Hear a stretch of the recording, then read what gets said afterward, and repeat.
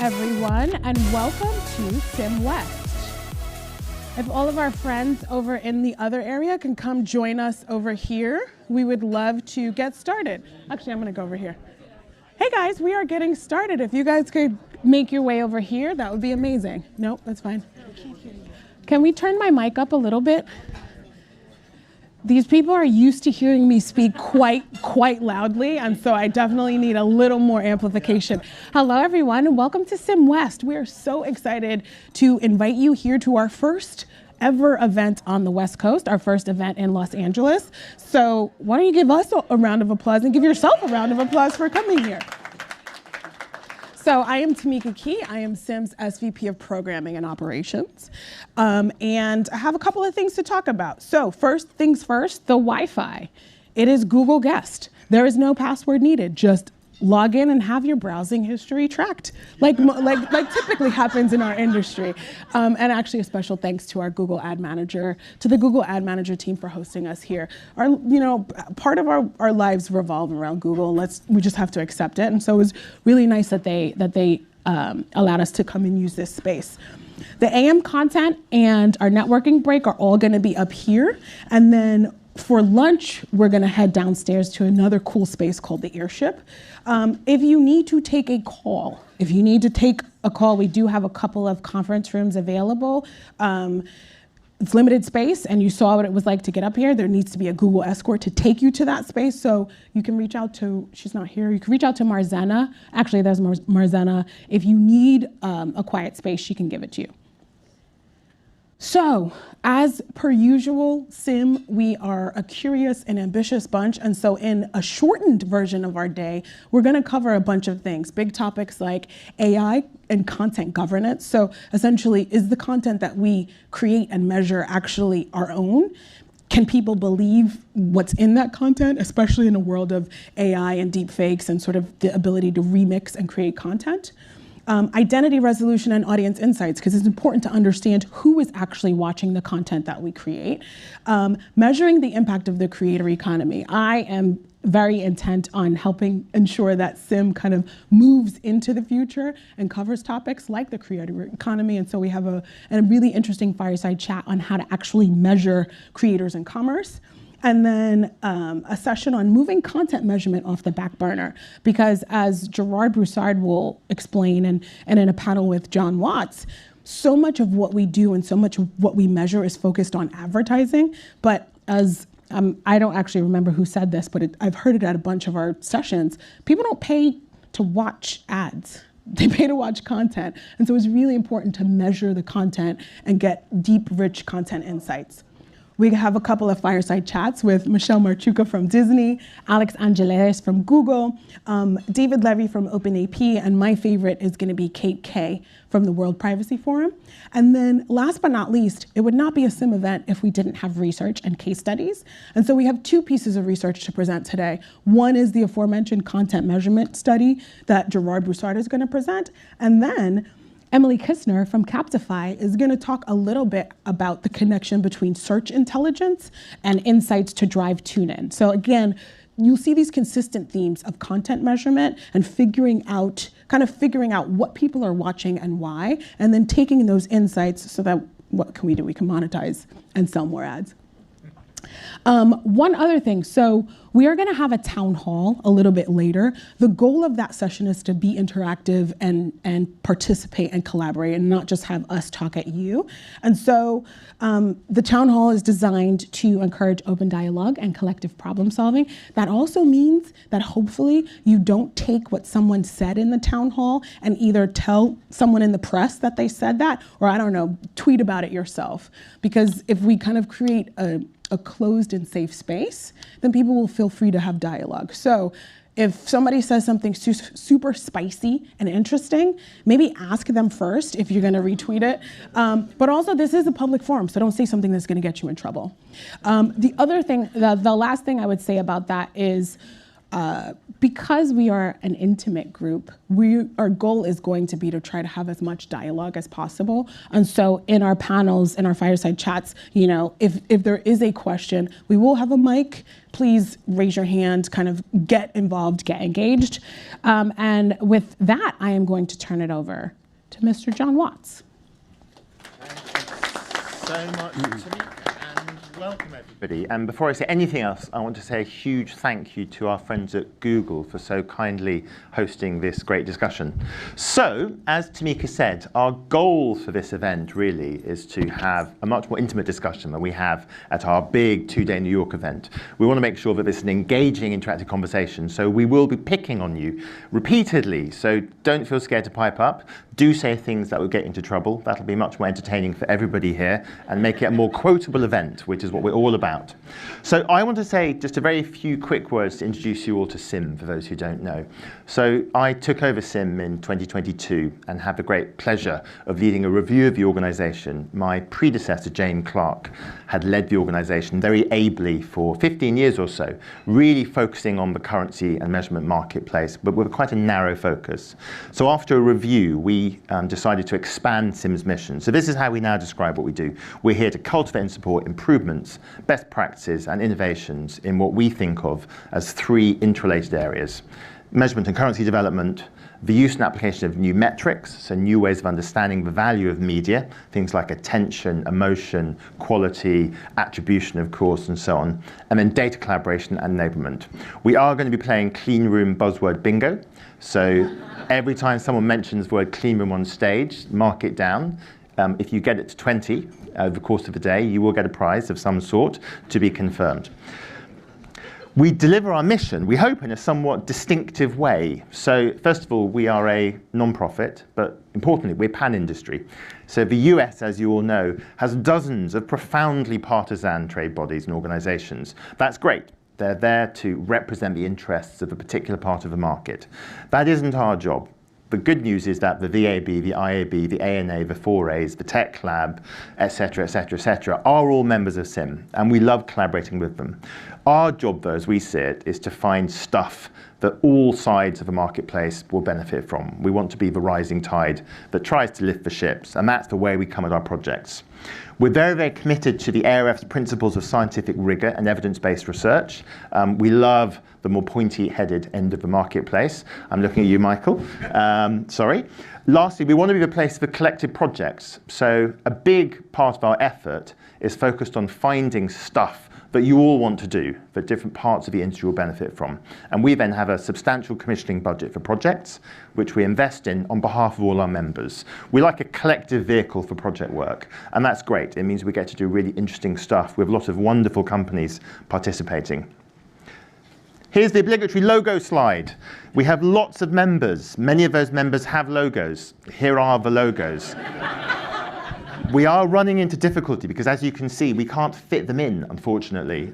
We have a set of members who recently just joined. We will squeeze them in somewhere. But we're incredibly grateful for the support from the industry. It's been one of the great pleasures and privileges being able to bring some of these companies together for collaborative dialogue and hopefully to deliver some meaningful improvements. To support that, we've also grown the team. So we announced a couple of months ago that we were bringing on board a very dear old friend of mine, Evan Cohen. Evan and I met in London many years ago now and worked together for a number of years before Evan went to join Bebo. And I believe he made some good friends at Bebo. Mr. Hewitt over there, hi. If you corner Evan, he will, I'm sure, tell you a bit about his experiences at Bebo, including some of his Gambino stories, which I won't say anything else, but they're worth the price of admission. I genuinely recommend that you reach out and have a chat with Evan about that. And then Tamika, we would like to promote to our SVP of Programming and Operations. So, where are we at today? I think the really positive thing about the marketplace is just how far we've moved in the last 10 to 15 years. When I started consulting, we spent a lot of time looking at set-top box tech. And I have to say, if there's one thing I never want to look at again, it's set-top box tech. It was clunky and difficult and complicated. But obviously, over the course of the last 20 years, we've moved the marketplace into the cloud, into software, into data, into a connected ecosystem. And that has massively driven the pace of innovation. Equally, we've seen huge investment in collaborative platforms. I think lots of people here, hi Esra, have been very involved in those platforms, which genuinely bring together buyers and sellers to transact in wholly new ways. It's a hugely exciting time, but obviously this progress comes with some challenges. And there are 5 big things at the moment that we at CIMM are really spending our time focusing on. So number 1, methodological challenges. I had the pleasure, a slightly painful pleasure, but the pleasure of reading the methodology manual of a measurement vendor recently, which was a 120-page document just detailing the extraordinarily painful processes that they had to engage in to move from some raw data and some panel inputs to a set of consolidated, quasi-accurate numbers and estimates for viewing in the US. It's really complicated. This stuff really is rocket science. And there are a whole set of issues where we think we can do better as an industry. We published a paper recently, which you can find on our website, by Josh Chasen, ex-VideoAmp, and many other places, and Albert Lau, now at DirecTV, looking at 5 of the big methodological challenges, 6 in fact, that big data-driven vendors have to grapple with on a regular basis. I do recommend it. There was a nice Ad Exchanger piece on it a couple of days ago. It's a really good read. But we will be doing more work on method. Method is super important. Next big issue we grapple with is data quality and availability. We are looking at a project which in my head I'm thinking of as the Swiss cheese project. There are lots of holes in the data we work with. There are no census-level complete deterministic data sets in our industry. We're always having to guess, estimate, measure, make assumptions about what's filling those holes, what's in those holes. At the moment, there isn't really one place you can go to try and get a sense of what those holes are. So we're planning to do a project where we just try on a single piece of paper to illustrate what the big holes are and then to look at how you plug them. So a good example, smart TV data. Smart TV ACR data is always incomplete, and the estimates about its incompleteness vary widely.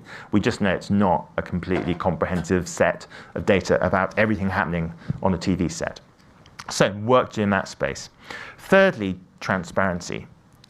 I think our industry has a profoundly bizarre relationship to transparency. Different parts of the ecosystem like to bash other parts of the ecosystem about their supposed lack of transparency. We're at a funny point in the market where we very rarely see measurement data sets from 3 different measurement vendors on the same page in public for us to discuss and debate.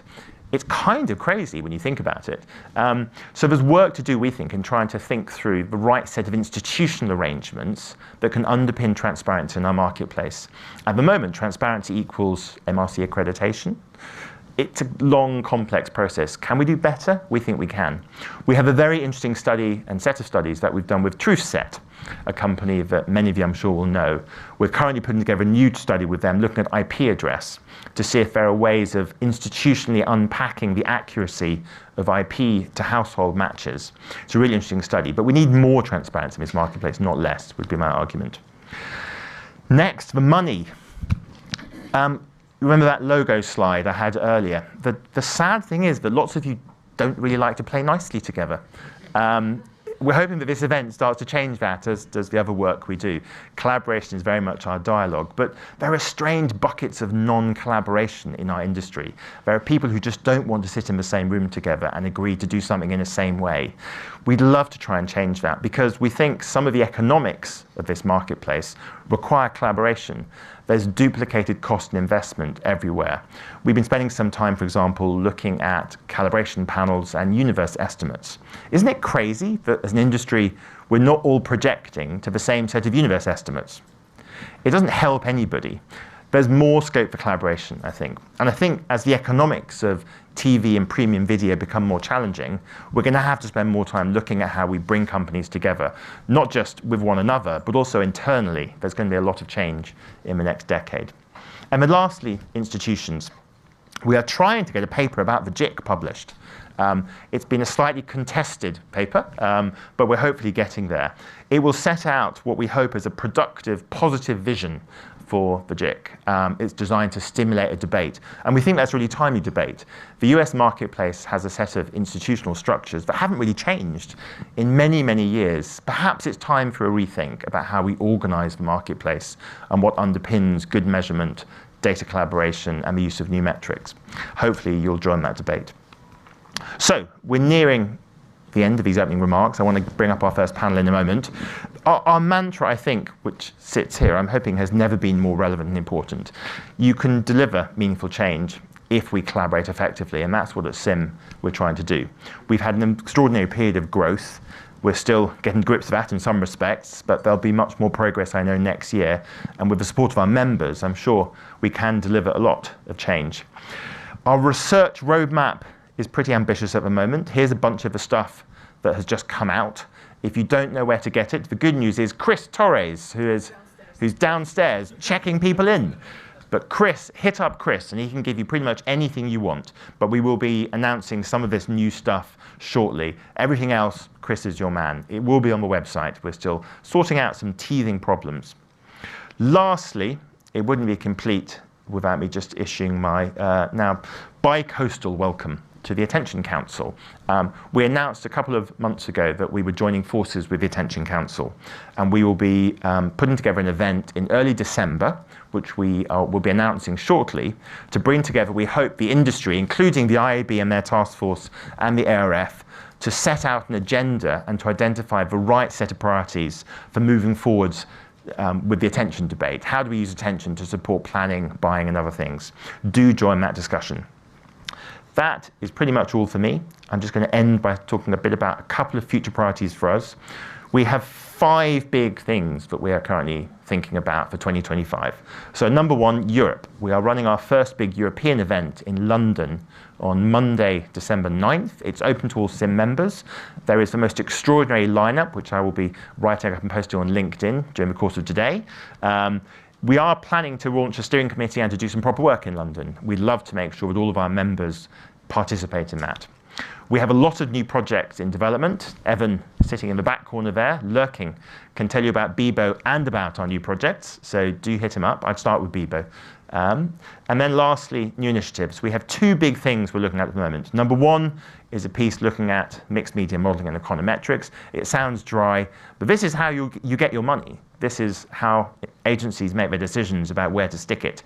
And if you're not getting your data into those models, you're probably not getting the money you deserve. So we want to have a good hard look at that with the premium video space very much front of mind. And then lastly, data and identity. Finally, we are planning to try and bring the voice of advertisers into this discussion. We were a bit stung by an article which said, "Where the hell are the marketeers?" To which we replied, they're all in the ANA, sucked into the CMM thing.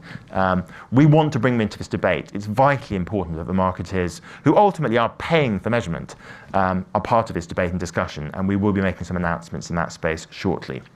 So that's all for me. I'm now, I hope, seamlessly going to hand over to our first panel. I believe Mr. Andrew Wallenstein is hiding somewhere.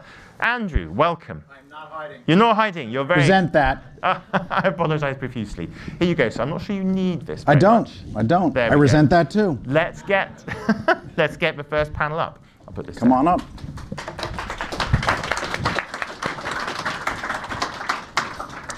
Thank you. Nice to meet you. Nice to meet you. How's it going? Thanks for joining. I don't even know that I need this. I don't need anything.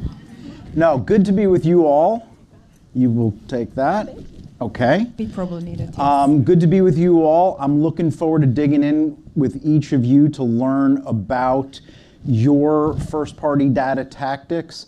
And so what I'm going to do is have each of you briefly introduce yourself and then sort of dig in. If you have slides, great, to help sort of walk through those tactics. And then we'll just come back around and sort of drill into some questions about those tactics. So Evan, take it away. Nice to see everybody. I'm Evan. I lead streaming and direct-to-consumer for Tastemade. Tastemade is a 12-year-old modern media company. We're the most distributed streaming lifestyle brand with 4 linear channels in the US focused on food and more, travel, home and design, and then Tastemade en Español.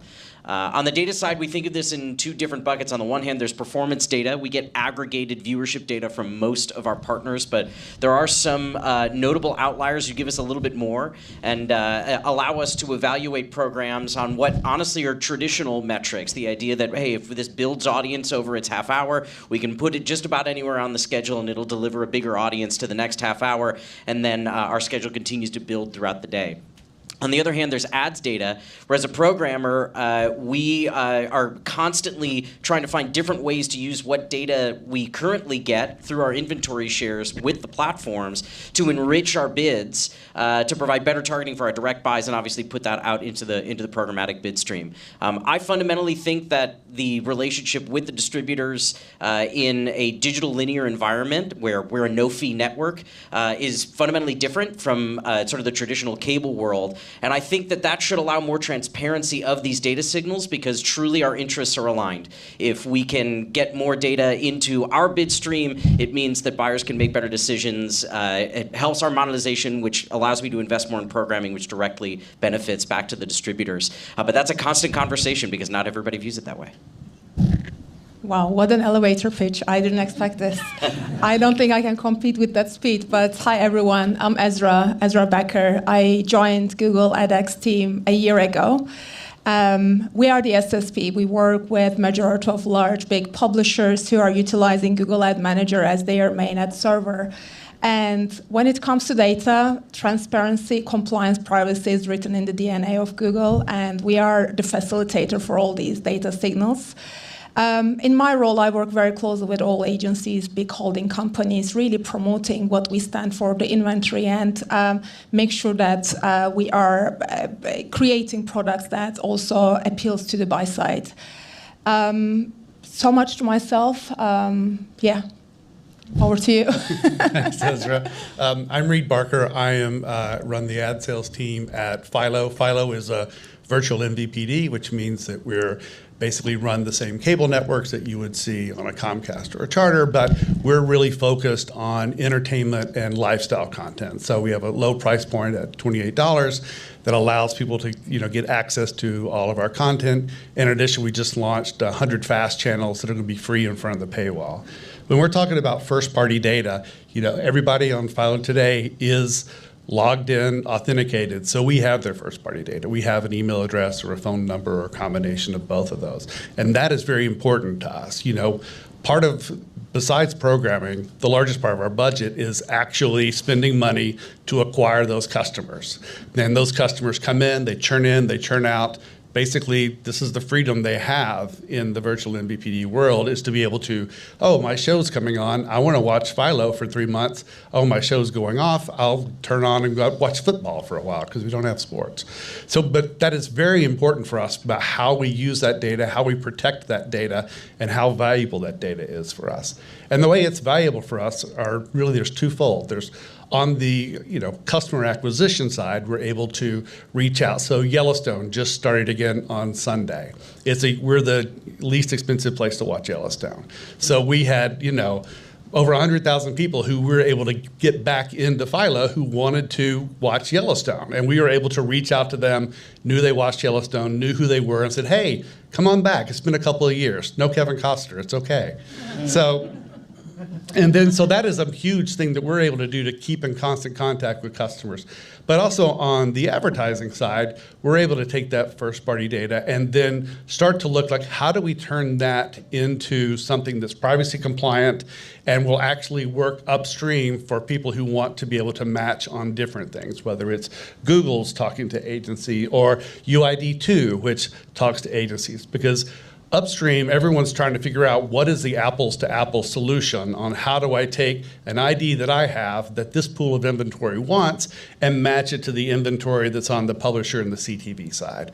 And our first party data and the way we're able to use it allows us to connect to those different sorts of IDs so that people can find our inventory across multiple publishers, and an apples to apples, not necessarily an apples to pineapples metaphor. So that is what's important for us, and I'm out of words.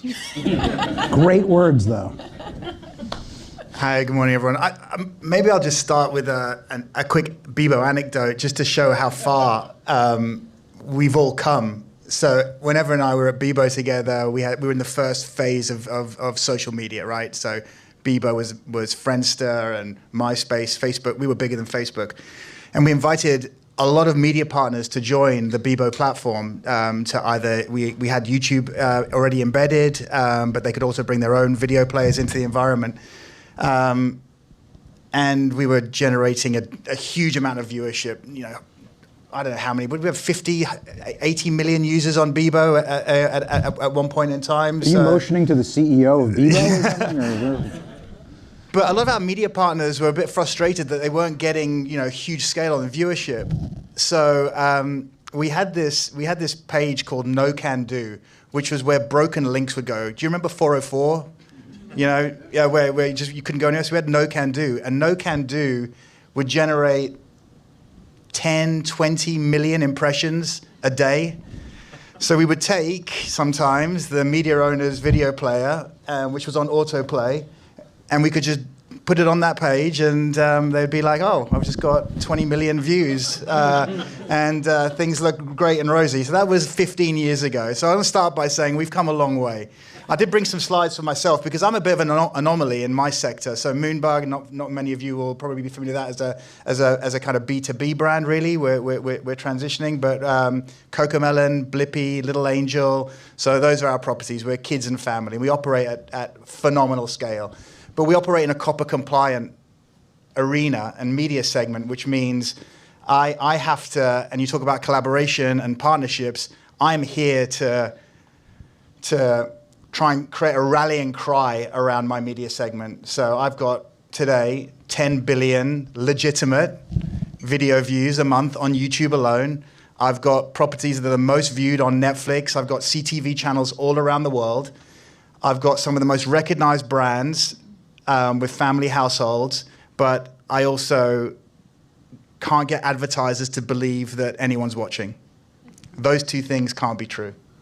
So, we try and work with, I sat next to a chap from Video Amp there, so we're working with Video Amp, we're working with iSpot, we're working with Nielsen, we're working with Adelaide, we're working with a portfolio, an arsenal of measurement partners to really try and validate and create measurement and validation in this media segment. So can we show the slide so we can see the arsenal? Do we have the slide to show? Yeah. Let me give you a clicker here. Just to give you a sense of scale, I'll just very quickly, then I'll shut up. Maybe not. So YouTube alone is 30% of YouTube. 30% of YouTube is kids and family content. Nielsen Gauge report, which I'm sure you're all familiar with, talks about 13% of all screen time in North America alone is kids and family content. So that's 25 plus million households that, if you're any advertiser, you're probably not reaching. It's incredible when you think about the sheer volume of the kids marketplace and yet that disconnect. Can I just ask Dan, what exactly is the problem? Well, I'm done here. You guys, it's so amazing to hear about the jewels and that you have in terms of data and attribution and things like that. None of that exists or works. So the Trade Desk, for example, the Trade Desk has zero COPPA compliant inventory as part of its proposition. Most programmatic platforms have zero COPPA compliant. If any of you are familiar with DV360, not to Google here. If you don't apply any targeting at all, Moonbug is the largest inventory source in DV360 globally. The minute you put any targeting, demographic targeting or anything like that, us and others in our media segment disappear. Wow. Do any of you relate to this disconnect, feel this disconnect with your own product? We certainly have. We're basically 100% programmatic. And so finding COPPA inventory we have kids channels, and so finding that is really a very tough thing. So we have to go out and find people who are direct selling for kids content. So we have probably very small partners on the COPPA side, but they have distinct inventory, distinct demand that they're going out and selling just for folks like us and their own, properties, et cetera. But going through, you're exactly right, going through the programmatic channels, it's like, there's no response rates at all on the COPPA tags. Interesting. So we are speaking to a few clients who are definitely interested in COPPA compliant publishers, and what we do is really packaging all that COPPA compliant publishers inventory in a single deal ID and share it with all the DSPs they are working. I think there's definitely the challenge with co-viewing factor, who is making the purchasing decision if someone is watching Blippi, which is lacking, especially I think on YouTube, the agencies didn't really want to recognize the co-viewing factor. That is definitely necessary, which comes back to the measurement piece as well. Yeah. I'd love to hear how you guys are measuring attribution on your side with all the data you have. Is it powerful now? Yeah, I mean, it's kind of dealer's choice, right? Like, we built an ad tech platform that's very flexible. We try to give various different options to advertisers when they come to us for whatever kind of attribution they're looking for. We had a specific partner who we worked with for a long time, and then realized that there was no point in us having that contract, because typically the advertiser was bringing their contract, and it benefited us to just be as flexible as possible. Okay. Well, can I ask about, when it comes to first-party data, you have the ability, obviously, to inform your own company and how you target audiences, but you can share that with advertisers, you could sell it to others. I want to get a sense from you in terms of each of you, in terms of your philosophies with regard to how you treat your data. Who wants to go first? Sure. We look at, I think that one of the philosophies that we've always had is to really respect the customer. We know they're giving us something special for that. They're giving us either their mobile phone number or their email address, and we feel like, that is very special in a relationship that we've built with them. So while we'll use that data to find them, target them, let them know about their shows, or to, find like audiences and let them know what they are. And also to target them with advertising unless they've opted out of all the different ways they can opt out. But we keep it tightly within ourselves. We don't sell that data. We don't sell our usage data to others. We make data around programming and what people are watching to our partners like Tastemade, so they can see what's being watched on an hourly basis and have an aggregate idea. But that first party data just stays, tight, a locked box, for us. Can we differentiate between two types of data for the exchanges? I think first-party PII data is different to kind of contextual signals, the signals that relate to the genre, the show, and etc. I think first-party data PII is definitely very scarce and should be scarce. It has to be behind closed doors. And that data should definitely be just released when you speak to a buyer that expresses interest in a very privacy-compliant way. The curation capabilities that the SSPs have introduced can play an interesting role there to match a client's first-party data against your first-party data. But when it comes to contextual data, I think that is where the industry is a bit challenged, because buyers are really used to getting the full transparency into what they were buying down to show level information. With programmatic, all that data is obfuscated, not even shared in the bid stream. So it is it is creating a lot of issues in terms of targeting. It is creating issues in terms of measurements, and the buyers, because of that, are prioritizing their upfront partners where they have been buying on a direct IO for many, many years, which is a challenge because we want more buyers to trade programmatically, but because of that lack of signals, they are not able to. I think philosophical challenges, are important to really be mentioned here. Exchanges have done a great job facilitating those signals, right? IAB has created seller-defined audiences, a standard taxonomy for any publishers to adopt, and that seller-defined audiences can be passed in the bid stream to the buy side. From Google perspective, we are definitely supporting that through publisher-provided signals, and any publisher can share any data with the selected buyers to have the full control. Looking at kind of the percentage of data that is being shared, it is unfortunately very, very low. Data is not shared. And I think that there are multiple limitations for why publishers are not sharing that data. Number one is obviously they want to see the uptake and the revenue. They want to see more dollars flowing into their inventory. which isn't happening overnight. It's a major habit change for the marketplace as well, I think. Agencies are pressured by their clients to still meet the cost-saving goals that they are committing to, which unfortunately doesn't give them much opportunity to pay more for the additional data. The second one is the standardized taxonomy, right? I think every publisher has their own custom taxonomy, how they're labeling a piece of content. Imagine OEMs like LG, Samsung, who are working with third-party apps, they are getting a disparate amount of different data signals about the content. And mapping that to a single standard taxonomy can take months. In order to make that investment, obviously they want to see the revenue uplift, which we can't show immediately. So I think it's a bit of a vicious cycle, how to incentivize everybody to do the right thing and future-proof when you talk about the taxonomy, and so as a publisher, it's difficult. And I'm thinking as a buyer as well, we spend a lot of money advertising in environments to reach parents, and there we can use data and we can leverage it, but we still don't really.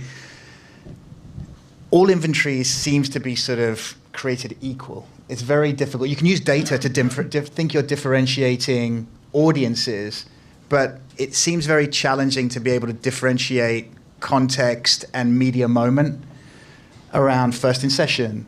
You know, so if you think about TV advertising, not all TV advertising is created equal. The first ad spot in the first ad break of the Super Bowl is a very different thing. But when it comes to the ad pods, right? When it comes to the ad pods, when it comes to just digital video generally, it seems we've sort of forgotten about context and adjacency to what type of content. It's kind of like we've run your ads and here's validation on audience segment. But what I run against, what was it? And is it valuable for my brand? Is it the right adjacencies? I think the context piece we've kind of sort of forgotten about a little bit is my feeling, is my sense. Yeah, Tastemade has been a leader in trying to get contextual data into the bid stream for a long time. We've been in a long time partnership with Iris, and we're now a beta partner with Gracenote. We've made approximately $0 on it. I'll tell you that. I think the standardization is a huge piece of that, which is why I think the Gracenote initiative is really interesting to me. They're trying to prime the market a bit and then kind of hand over the demand generation back to us. But in our world, Gracenote is the metadata provider of record, and therefore, like, that should be the standard. They've kind of won already. I do think, though, what you mentioned about buyer behavior is super important. In a still cookie-filled world, because it still hasn't been deprecated, maybe somebody in this building will make that decision at some point, there's a buyer behavior towards audience that I don't know if it's ever going to break unless we truly have a complete scarcity of PAI in this marketplace that will then force people to make more specific contextual decisions. That's the other piece of this. I also wonder how much of this is buyers getting enough context by understanding that they're buying lifestyle. They're buying Tastemade generally.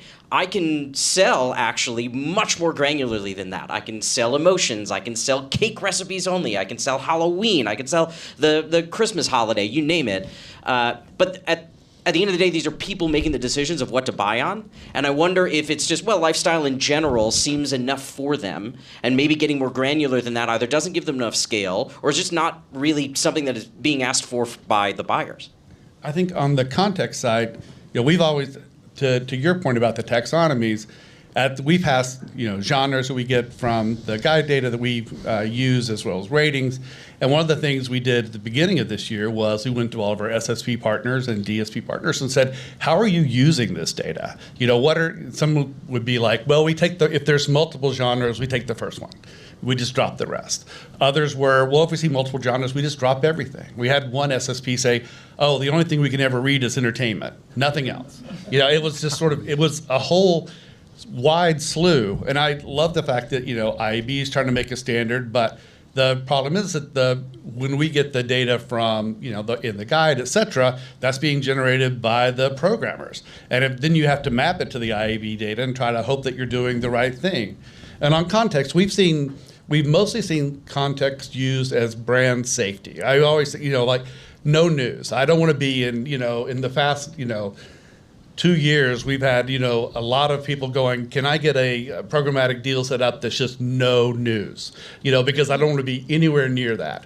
But as far as us going out and going, there are other context things we do, and we work with Iris as well, and just have started to see, does that sentiment actually work? It seems to be the only way to create scarcity now, because there is no lack of scarcity in digital video inventory. So we have to find a way to create new sort of buying options for advertisers to create. Otherwise, it's just a race to the bottom for all of us, unfortunately. Right. Yeah, and part of this contextual is also just making it premium, right? So without that, on my end, it all just kind of looks like CTV.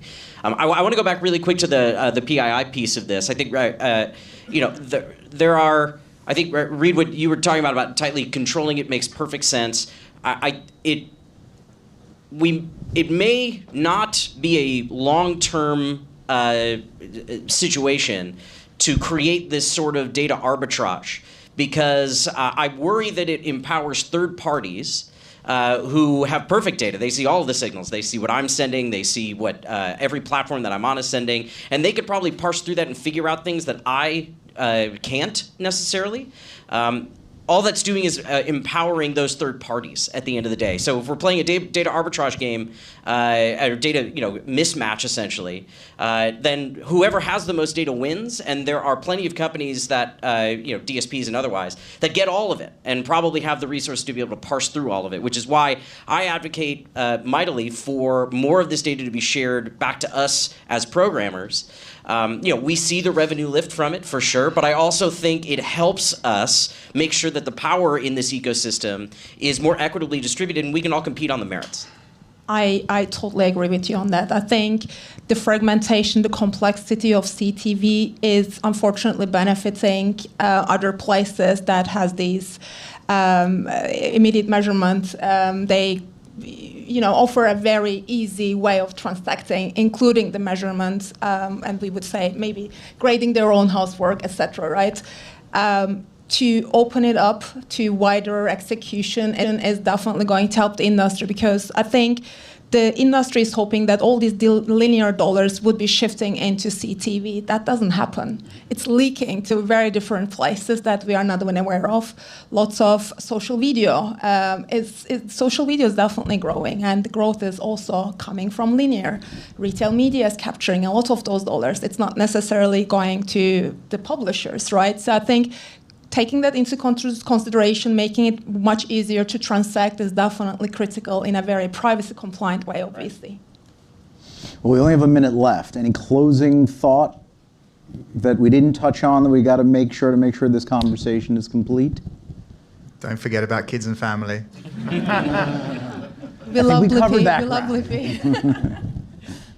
Well, I wanted to see your slide, so I'm sorry. I think for us, it's just, data is very valuable, and then how you use it and how it can be used upstream those are the things we're all trying to figure out, how data I have matches to the data that the buyer wants, and then can actually pass through this, this huge, it's not a swamp, it's a river. It's a beautiful river. A clean, pristine river. So. Terrific. Well, thank you all for joining this panel. Thank you. Thank you. Okay. Thank you, sir. Oh, yes, the AV team is on it. Thank you all. Thank you, everyone, for having such a candid conversation about the cesspool of data. One of the things that you may notice is that almost all, actually not almost all, each of the participants on here was kind of an indie streamer. And one of the things we wanted to do, with the exception of Ezra, who sort of is brilliant, and we just needed to have her on our panel anyway. But one of the reasons that we wanted to have this session be kind of indie streamers is because there's different needs and different concerns with smaller media companies as well as big media companies. And CIMM, as John said in the beginning, our goal is to be a big tent for everyone, not just big traditional media companies. And so we're going to shift this conversation to our research spotlight, where all the content that everyone was just talking about and how to measure it, Gerard Broussard is going to talk a little bit about why that's increasingly important. Wish me luck. anyway, this is a great venue, I have to say, and you look all very friendly, and I would say caring and sharing is a theme, but there should be more sharing than there is caring. That's what I'm getting so far, right, John? You know, we have to be collaborative. So, all right. All right, how are we doing? Okay, there we go. All right, good. So anyway, we're going to focus on content measurement now. And when you think about it, everybody comes to a screen, so to speak, or even audio to hear content, to see content. And it's the drawing card, you know. Advertising, which was a large part of the last panel. And Reed, you're introducing, what, 100 fast channels? You're killing us. Anyway, so, you know, advertising can only be facilitated by or carried through with content. So, you know, this is a very important part of today's venue, I think, and on a go-forward basis, how best to measure it. And I think to a large extent, it will help to solve for and come to surface some of the issues that we talked about or that were talked about in the last panel. So let me talk about a little bit about why content is important. And these are 4 major issues that the CIMM Content Measurement Steering Committee came up with about a year ago. Very first on the left there is the content development, scheduling, and windowing. So where do you start? Do you create content from scratch? Do you know, acquire it and license it and develop it or repurpose it? For business development and monetization, where do you sit in the strategic ecosystem if you can't see where the viewers are going across the spectrum of linear to streaming and streaming back to linear and within streaming and so on. And then, of course, we all know that there's been so many direct-to-consumer SVOD platforms that have been launched out there, and they're critically important. Better content measurement is critically important for them, their lifeblood. And then finally is supporting the external business partners like investors and even the talent pool out there. So there's a lot of connections and moving parts that make it critical for us to get a better handle on measuring the content. And mostly, as we all know in this room, the problem has been in streaming as the fragmentation of viewing expands over time. So just another little fortification of why content is important. And you know that over the last several years, there's been this move to distribution partners for publishers that licensing their content and direct to consumer. And it's gotten to the point for some networks where the actual revenues are higher for content than they are for advertising. So I think this is probably likely to continue in the future as well. So, all right, it's all very simple, right? What you see on the right-hand side there is an ideal of where we need to be or move closer to in terms of measuring content. And it really starts with the viewer journey, being able to track people on a very granular basis over time so that you could understand the patterns in which they make their decisions for content discovery and content viewing. So it starts with the people, and you would want attributes such as demography, socio-demographics. You want to be able to do this across streaming and linear TV, at the title, series, and episode granularity. And that number 3 there has been a particular problem, which you guys all know about some of the issues and labor intensity with watermarking, fingerprinting, and so on. Ideally, it would be great if you could get the content across all devices and access methods, and then over time. And that is a critical piece, because if you understand, let's say, over weeks, months, and even years, how people are migrating from one SVOD platform to the next, from SVOD back to linear, from linear back to streaming, then you have a better chance at producing content with this information that informs the publisher ability to make decisions about what to carry.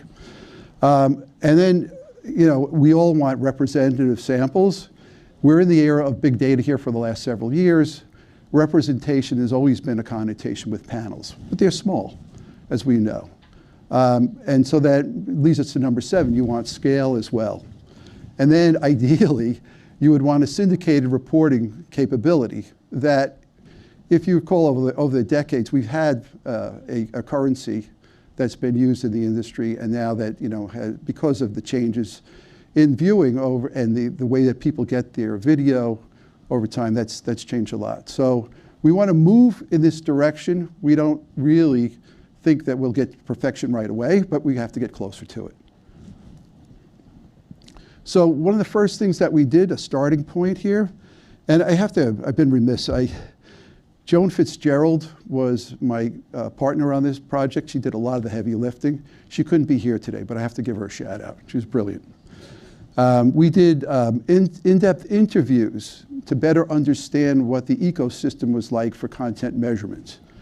And we interviewed 30 plus vendors out there so that we could hone in on some of the companies that we think would be able to lend a hand and be able to provide potential solutions for plugging some of these holes in content measurement. And if you look on the left-hand side, we talked about the viewer journey over time, which is critical, which I've mentioned. Metadata, identity graphs, but not to the great extent that the vertical effort that's happening here at CIMM. And then, content measurement capabilities across these types of companies. And we created a CIMMscape to make sense out of all this. And everybody here probably knows what a LumaScape is, so I don't have to go and say what I want on the LumaScape. So this, because I have an eye chart coming up for you, this is basically the categories that that emerged, that were created. If you look on the left-hand side, you've got production, and on the right-hand side, you have monetization. So you've got everything starts with production, and then of course you've got distribution. Streaming tech are the companies that make the streaming possible. Discovery is like how people find particular content in different parts of the viewing universe. And then over on the right side is where we wound up focusing most of our efforts, because this is basically for many decades has been a third-party licensing model that is supplemented obviously with first-party data that we had multiple people on this panel before that talk about the balance between the two, right? And then along those lines too, the streaming measurement in the blue box down there is something that we focused on. So in the interest of time here, I'd like to go into all of this, but it's probably not appropriate here, but that's where we focused so that we could get to a better place. So here we go. Here's the CIMMscape. I think all of you in this room should have access to that. I don't want to speak for John on that, but I think so, right? Yes. Okay, yes. Great. And all I did here was I plugged in all the companies that belonged to those categories that I just mentioned into these boxes. And I'll mention, the data licensors and the TV streaming were the ones that we focused on to come up with what you'll see developing as a solution potentially to improve content measurement. So I know it was mentioned earlier, and we've said this over and over again, but that there's no single solution that delivers against the full range of requirements. So if you think about measurement in terms of 3 dimensions, there's representation. You have to ensure to the best of your ability that who you're measuring is representative of the population that you're interested in. There's scale. You want big numbers because of the fragmentation that we have in content and also ad measurement. And then there's visibility.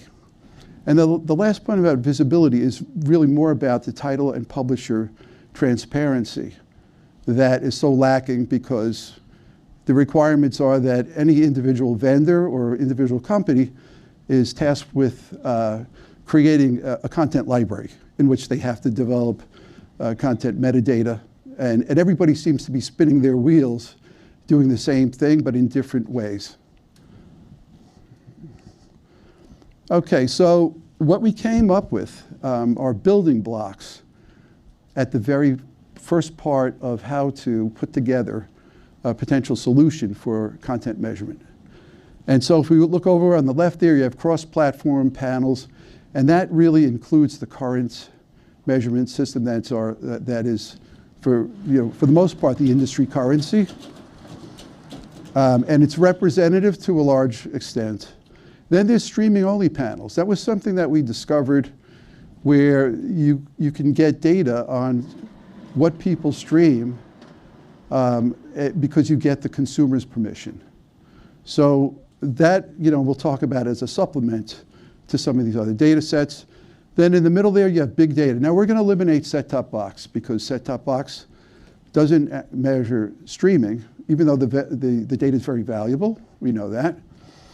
So you'll notice that as we go forward, smart TV, and that covers both linear, hey Brian, and using ACR technology, linear and streaming, and it's primarily with OTT or connected devices, not necessarily native apps, which seems to be a black hole in measuring content. And then if you look all over on the right here, and we should get into an interesting discussion when the panel comes up here on this, is the notion of federated data, which is first-party data.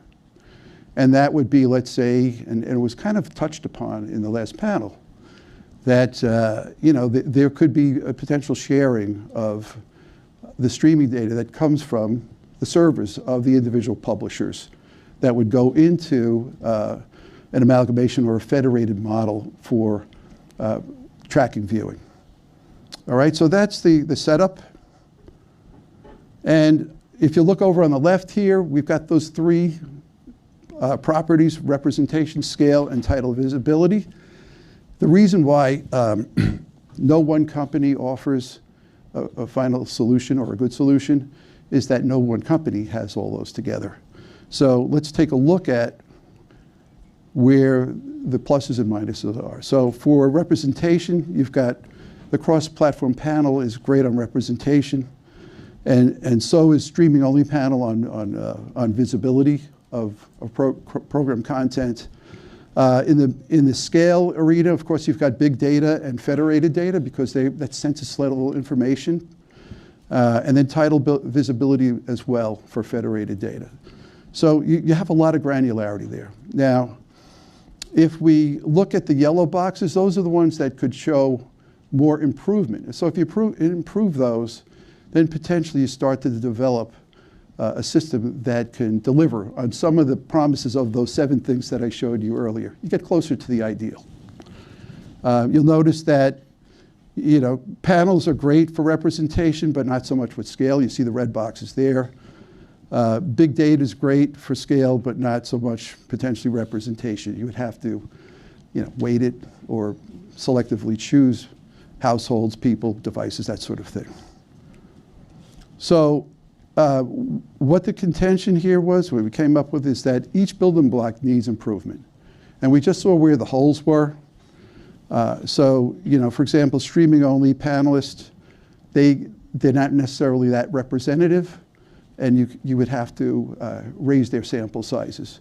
I'm not going to mention any companies here that we interviewed, but then you also need title visibility for mobile and PC, which is really has been that much part of a lot of discussions. Maybe it certainly should be.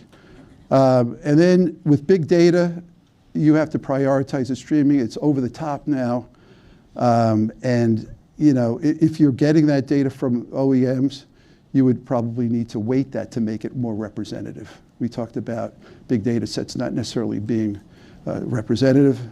And then, of course, with federated data, we talk about the technical issues in measurement. There are more, I think, business issues that we have to solve to make this possible. And we'll probably talk about that when the panel assembles here. So now we have all these things that need improvement. And we're recommending to enhance those solutions by creating a solution that leverages and combines those assets. Okay, so going back to the right-hand side, here's our wish list, our ideal measurement capabilities. On the left is, well, how do you do this in a way that's doable, so to speak? And first of all, you have to meet the main use case requirements. And that is, in my mind, tracking the viewer journey at a granular level. That covers almost every use case there is that the content purveyors have. It has to be feasible and pragmatic. It can't be too complicated. If there are a group of companies coming together to do it, it has to be interoperable. There's a lot of discussion and mention about interoperability in the last several years. You guys have heard it all. It's got to be achievable from a timing perspective, and that's why you would probably need a phased approach to take a tiptoe and then gradually improve and increase the capability. And then lastly, it has to be affordable. Okay, so to that end, what we developed here, if you look on the left side of the screen here, we start with representation. As you move to the right, you develop scale and detail.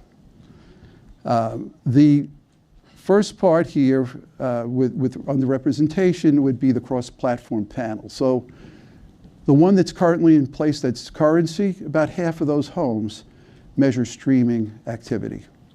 What about the other half? How much does it cost to do that?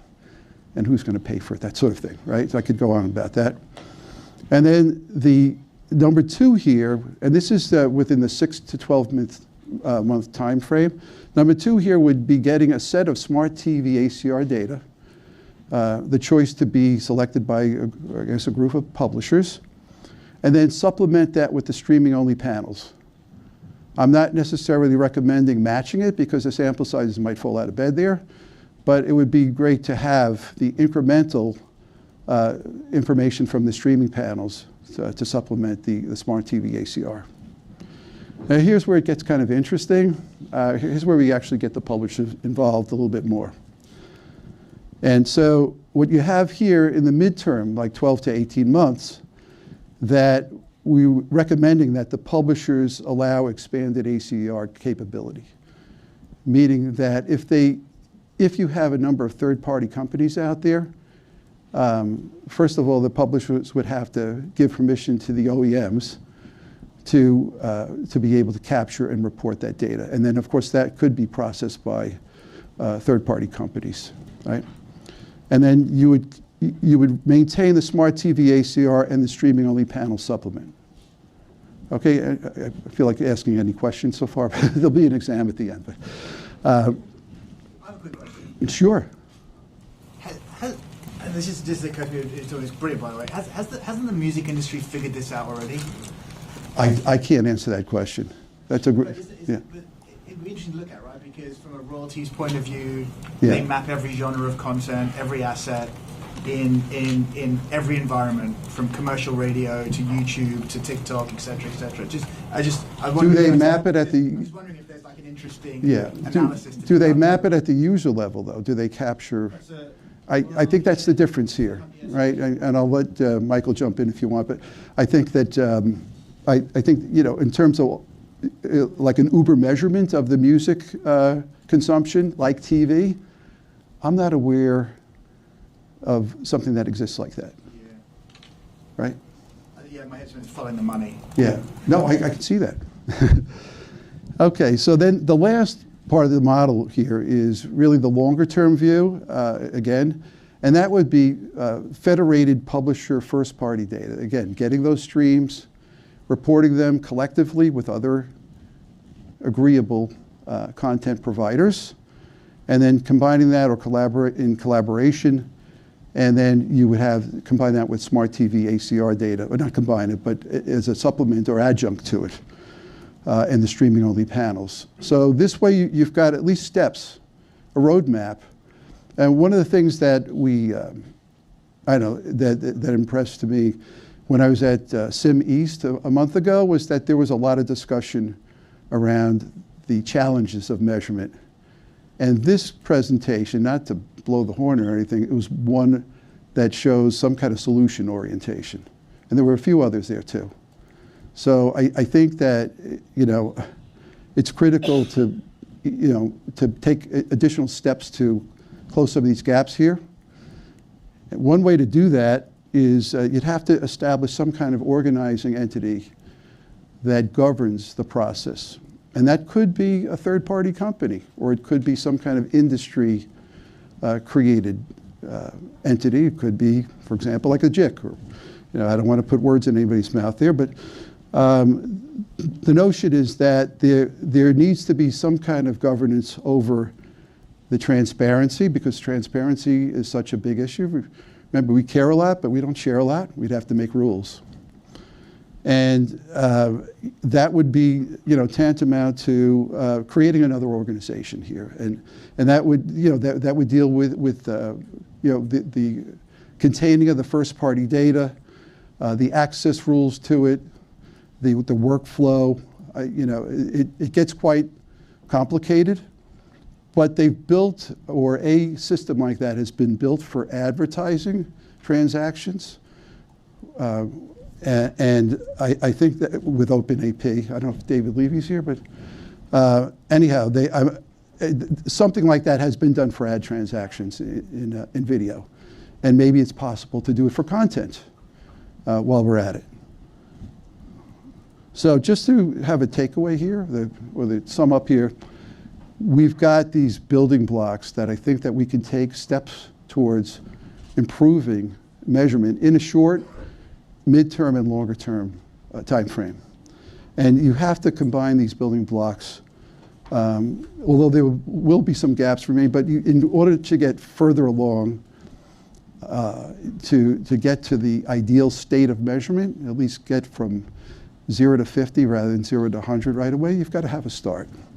So to accelerate this delivery across the full scope of the cases, we're suggesting that publishers align on this and form a collaboration and develop the measurement solutions as needed.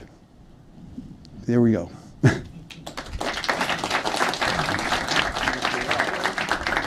you so much. Great. Grab a seat. Sure. Can I make one quick? Please, Michael. So I think you won't be surprised to learn that I think you were too quick to discard set-top box data there in your second slide. I thought you would come back. But I'll tell you why. Yeah. I understand it doesn't have streaming, and that's absolutely correct. However, it is possible to do a set-level allocation, distribution of the ACR data and the set-top box data at the unit level, and understand more from having both. You can calibrate them. You can identify them. You can match them. You can match, so right. This ACR set with an honest ID is this set-top box. And you can do that at scale with great reliability and then see both from the single set. I think when we get to a point where we want to jump off and take another big bite out of this, that's an issue that we should explore, definitely. So Gerard, thank you so much for that. I'm now super delighted to welcome up two end users or big customers of content measurement, Carolyn from WBD, Brian from NBCU, who were involved in the project. The project really, the question the project was trying to answer, very straightforwardly, was as content publishers, distributors, creators, are my needs being well met? We have a set of use cases we're trying to deliver against for your stakeholders. Is the market going to deliver, is it currently delivering what you need to have a full comprehensive picture?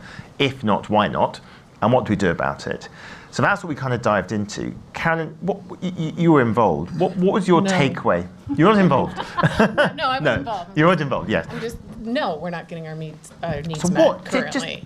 What is the problem exactly? Well, I mean, the first panel, just what you heard for the advertising, and content had always been on the back burner, like we said. So I want to say thank you for starting this, because at least now we're talking about getting content measurement. Nielsen's been around. Yes, we can see what people are watching linearly on the TV set. Let's not even talk about mobile. They don't capture that. We can't get down to the title level on that. But for us, one of the biggest things is fast. We have limited data, and we sell to so many different providers. So we may get we know what our viewer, our shows, not all, because it depends on the deal we made, whether it's rev share or not, what they're watching on Tubi. What does it mean? So many people watched our show. Is that good? Bad? Is it growing? It's so limited. So the problem, in a sense, which I think that I do commend the paper to everybody, it's worth a read, to say the very least. The paper identifies the fact that you've got pretty good visibility about some parts of the market, great. Yes. But particularly in the streaming environment, you essentially are licensing your content, you're selling it, your audiences are consuming content and other stuff in what are basically black boxes. It's very hard to know what's going on inside there. Absolutely. And particularly if you're trying to understand the journey, it's extremely difficult to at this point. We, as you know, you can watch certain shows on multiple sites. We had the Yellowstone example earlier. Yeah, absolutely. And it's hard to break that out. What percent is being watched on one versus on another? Where are they watching it? Nielsen does say they can do this, but if you've dug into the data, it's incomplete. So Brian, the problem is basically those pesky streamers. I'm not going to agree with that. No, I think we're like working our way out of the original sin of streaming measurement, right? Which was, I'm going to keep all my data for myself, and everyone else keeps all their data for themselves, and no one knows anything about what's happening outside of their own walls. And that has certainly changed, right? We're not in this sort of like absolute closed off environment, but we're at like a midway point. And I think there are definitely pockets like FAST where, we're super focused on finding solutions to actually break down those barriers. I think we're still in search of cross-platform solutions that bring together streaming and linear in a way that helps us do something like the viewer journey example that you were talking about, Gerard. So we're getting there. We've sort of solved for that by having a portfolio of measurement solutions at NBCU. So it's not about one thing or even two or three things, but sort of that Frankenstein. It can be a little bit like that.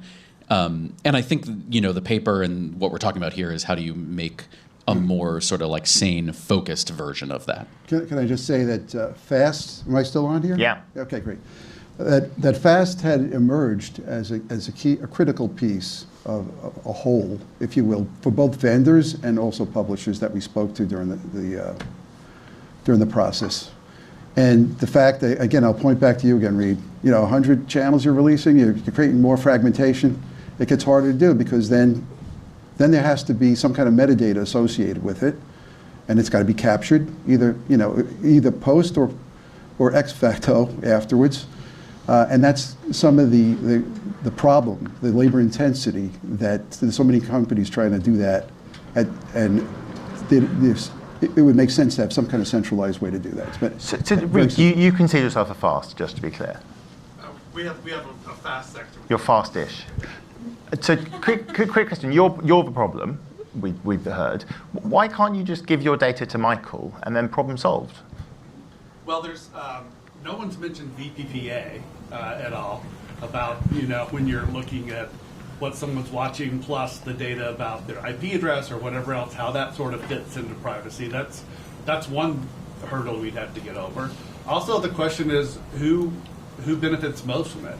If I'm running one of Carolyn's WBD fast channels on Philo, I don't think she'd want me giving my data to a third party unless we had some sort of agreement with each other. So, the fact that we're publishing fast that are coming from other publishers, and so it's not necessarily all of our data that we own to do that according to our contracts. I like it. So I think what's happened is that Reed has just pivoted back, and actually it's your fault. Well, it's mine? Not you specifically, but no worries. Like royally? Generally speaking, it's the publisher's fault. Well, look, I think this is, when you're talking about a publisher working with a distributor to distribute their content and a measurement company and by the way, multiple publishers, multiple measurement companies, multiple distributors, there's a lot of parties in this conversation. And there's always an element of what's in it for me, right? We do distribute our content to a bunch of different platforms. We have actual contractual terms with some of those platforms saying you need to do X, Y, and Z measurement-wise. And then we go to a partner like ComScore and we activate traffic sharing or whatever it is, right? These constructs exist. They're just not universal, right? And so I think we're in search of that. There's no reason something like that can't work in a space like FAST. And yeah, we would only want you to share data for your channels or our channels with our consent and with our understanding of how it gets used and who's going to see it and all that. But we don't have to invent a new thing here necessarily. We just have to deploy it differently and more broadly. There's been talk about pooling the fast data together, and I think the DGA's, but they're trying to do it. And of course, we get things going, and then the lawyers get involved. And that's when everything stops. So one thing I do know Americans can always agree about is that it's almost invariably the lawyer's fault. Yeah, well, and it's also, I mean, at the end of the day, we want to make money. And so every deal that we've made, if we go back, 10 years, when we first made deals, we as a research team were saying, oh, great, you're going to sell our shows to Netflix. Ask for this, ask for this, ask for this, ask for this. And they said, mm-hmm. And they made the money. And we said, what'd you get? We didn't even talk about it. Right. It's all about, that has changed. We're getting better at that. But, it's research has always kind of been, if the measurement, because they just want that dollar then. And our current, very quick question. Very quick question, just to read. So you have your 100 channels, and you license those channels from various third parties, obviously. Yeah. And do those third parties generally insist that you do not provide any of their data to any of the other 99 channels, or however many? Pretty sure that's in the, can we provide all the viewing data back to our partners? So there's a dashboard that WBD can log in and see everything, but that access is not across. So Paramount Global cannot see what WBD is doing, and and there's nobody that has a universal view except for our research team. And it's different by each platform. Some share certain metrics, and the time that they it is your fault. Well, so there's in our defense, I think there's a couple things here. So one, you made a comment about VPPA and privacy. That is, we're off. Are we on Chatham House rules here, John? Strictly. Okay. It's being streamed live, but don't. Okay. Look, I think that. Privacy, in my experience, is very much in the eye of the beholder. The beholder being your privacy attorneys and my privacy attorneys and your privacy attorney. And everyone has a slightly different take on what is tolerable, what sort of risk that they can stand. And that's how we get into these things where it's like, well, can't we all just agree? And it's a very sort of like individualized decision on privacy. And so I think that's a really tricky one. And there's not an easy way to resolve it other than to just try and work through it. The second thing I would say, we're talking about like fast and potentially aggregating data from all the different, channel publishers or however you want to think about it. That's a great idea. That would give us a really great way of seeing a really granular look at consumption for everyone who's participating. We do that in the home entertainment space, like with the DEG. And so that's a great example. The model of them exists. All getting together, but it was much simpler when they put that together. But that will only take us so far. That will be really good for, competitive like engagement analysis or something like that. But if I want to understand people who are watching the Real Housewives Fast channel and how many of them actually watch Real Housewives on Peacock or Bravo, and we need to like break down those walls, it doesn't take us into that space. It doesn't tell us who those people are. So we're still going to need to complement it with other types of solutions. And that's where I kind of come back to like, I think it's always going to be a portfolio of sorts. We're not talking about ending up eventually with some singular thing. And that is the important point, I thought, Gerard, that you and Joan identified, that when we look at the different data sets and methodologies available, none of them are comprehensive. So just licensing first-party streaming data more broadly doesn't fully solve the problem. Because right, that's the whole thesis here. One thing that occurred to me just now is that maybe the way to approach this is to get a single publisher viewer journey going with these measurement improvements, and then while the lawyers mash out the multi, which is competitive, obviously, at least you have something in place. Right now, you're collecting That's data. a great idea. Right? Yeah. Well, I mean, I think we're doing that. We're doing our own sort of data integration, streaming plus linear, with more than one measurement partner right now, with the idea being others may join in the future. Well, I think that's what you're saying, right? I think my question to you is that when you get data from your distributed partners, you also get a user ID that you can track across them. Sometimes. Occasionally. Yeah. Yeah, and to be clear, what I was just talking about was for platforms that we own and control. So the third-party distribution is definitely more complicated. If you could get that viewer journey going with single publisher model, and then with the notion of multiplying it to multi-publisher model, while you mash out the legal issues, then you'd be further along. And I think that sounds doable. Yes. So let's go back to the collaboration piece, because I think wherever you start, measurement is a team sport, and it's going to be. And part of the issue here is that we have a much more complex set of distribution platforms and arrangements. There are certain parties who, rightly or wrongly, have decided that sharing large amounts of very granular data is not in their business interest, so they withhold it. You also have very varied distribution relationships with parties who give you individual amounts of data, which is partly helpful but doesn't solve the problem. So I guess the question then comes back to the sort of proposed solution. So when I looked at the proposed solution, and it's complicated, Yes, the first thing I thought was, and I kind of referred to this early on about the kind of collaboration challenges the industry faces. We don't all like to play nicely. Is it feasible to believe that we could get enough parties on board that kind of collaborative proposal? It's going to take one big company to say yes. And Disney have a fireside Well, next. Ted NBC Sarandos were said here. we should all be sharing more. So I think we should go to Ted. But I mean, I really do. I think it would take one company agreeing that, yes, I'd be willing to share my information with everybody else if they're willing to share with mine, and then get others to go on. I don't foresee it happening in the near future, but that's what it's going to take. Or a group of companies, I guess. A group of who say, companies, "We're but someone's going to have to say yes first. And I don't think anybody is willing to. But you need a straw man to communicate that across all the publishers and go up the flagpole with it and see if there's an appetite for it. And it's got to be uniform across, I think. And then you'll get a notion whether it's going to fly or not, or how many. Danielle, where are you? Yeah. There you are. Can you see, you've got a very particular set of kind of audience content, measurement challenges. Because of your distribution relationships, you're quite complicated. You've also got creator brands, and I just wonder if that's. I wonder if there's another dynamic that's going to come into the market very soon. So Mr. Beast will happily take 100 million from Amazon, right? Happily. But he's not. But Amazon aren't going to tell him how his show did or how many users he's going to get. He get 100 million, right? In the same way we might get money from our friends at Disney and Netflix, etc. We don't. We have to then go and work with third-party measurements to figure out how our shows are doing on those platforms. They don't tell us. But these creators who have power now and will drive audiences into these environments have built. They are so granular in their audience and their viewership and their monetization. I just wonder if at some point in time that will actually be the drive. The creators, and then studios themselves will be like, well,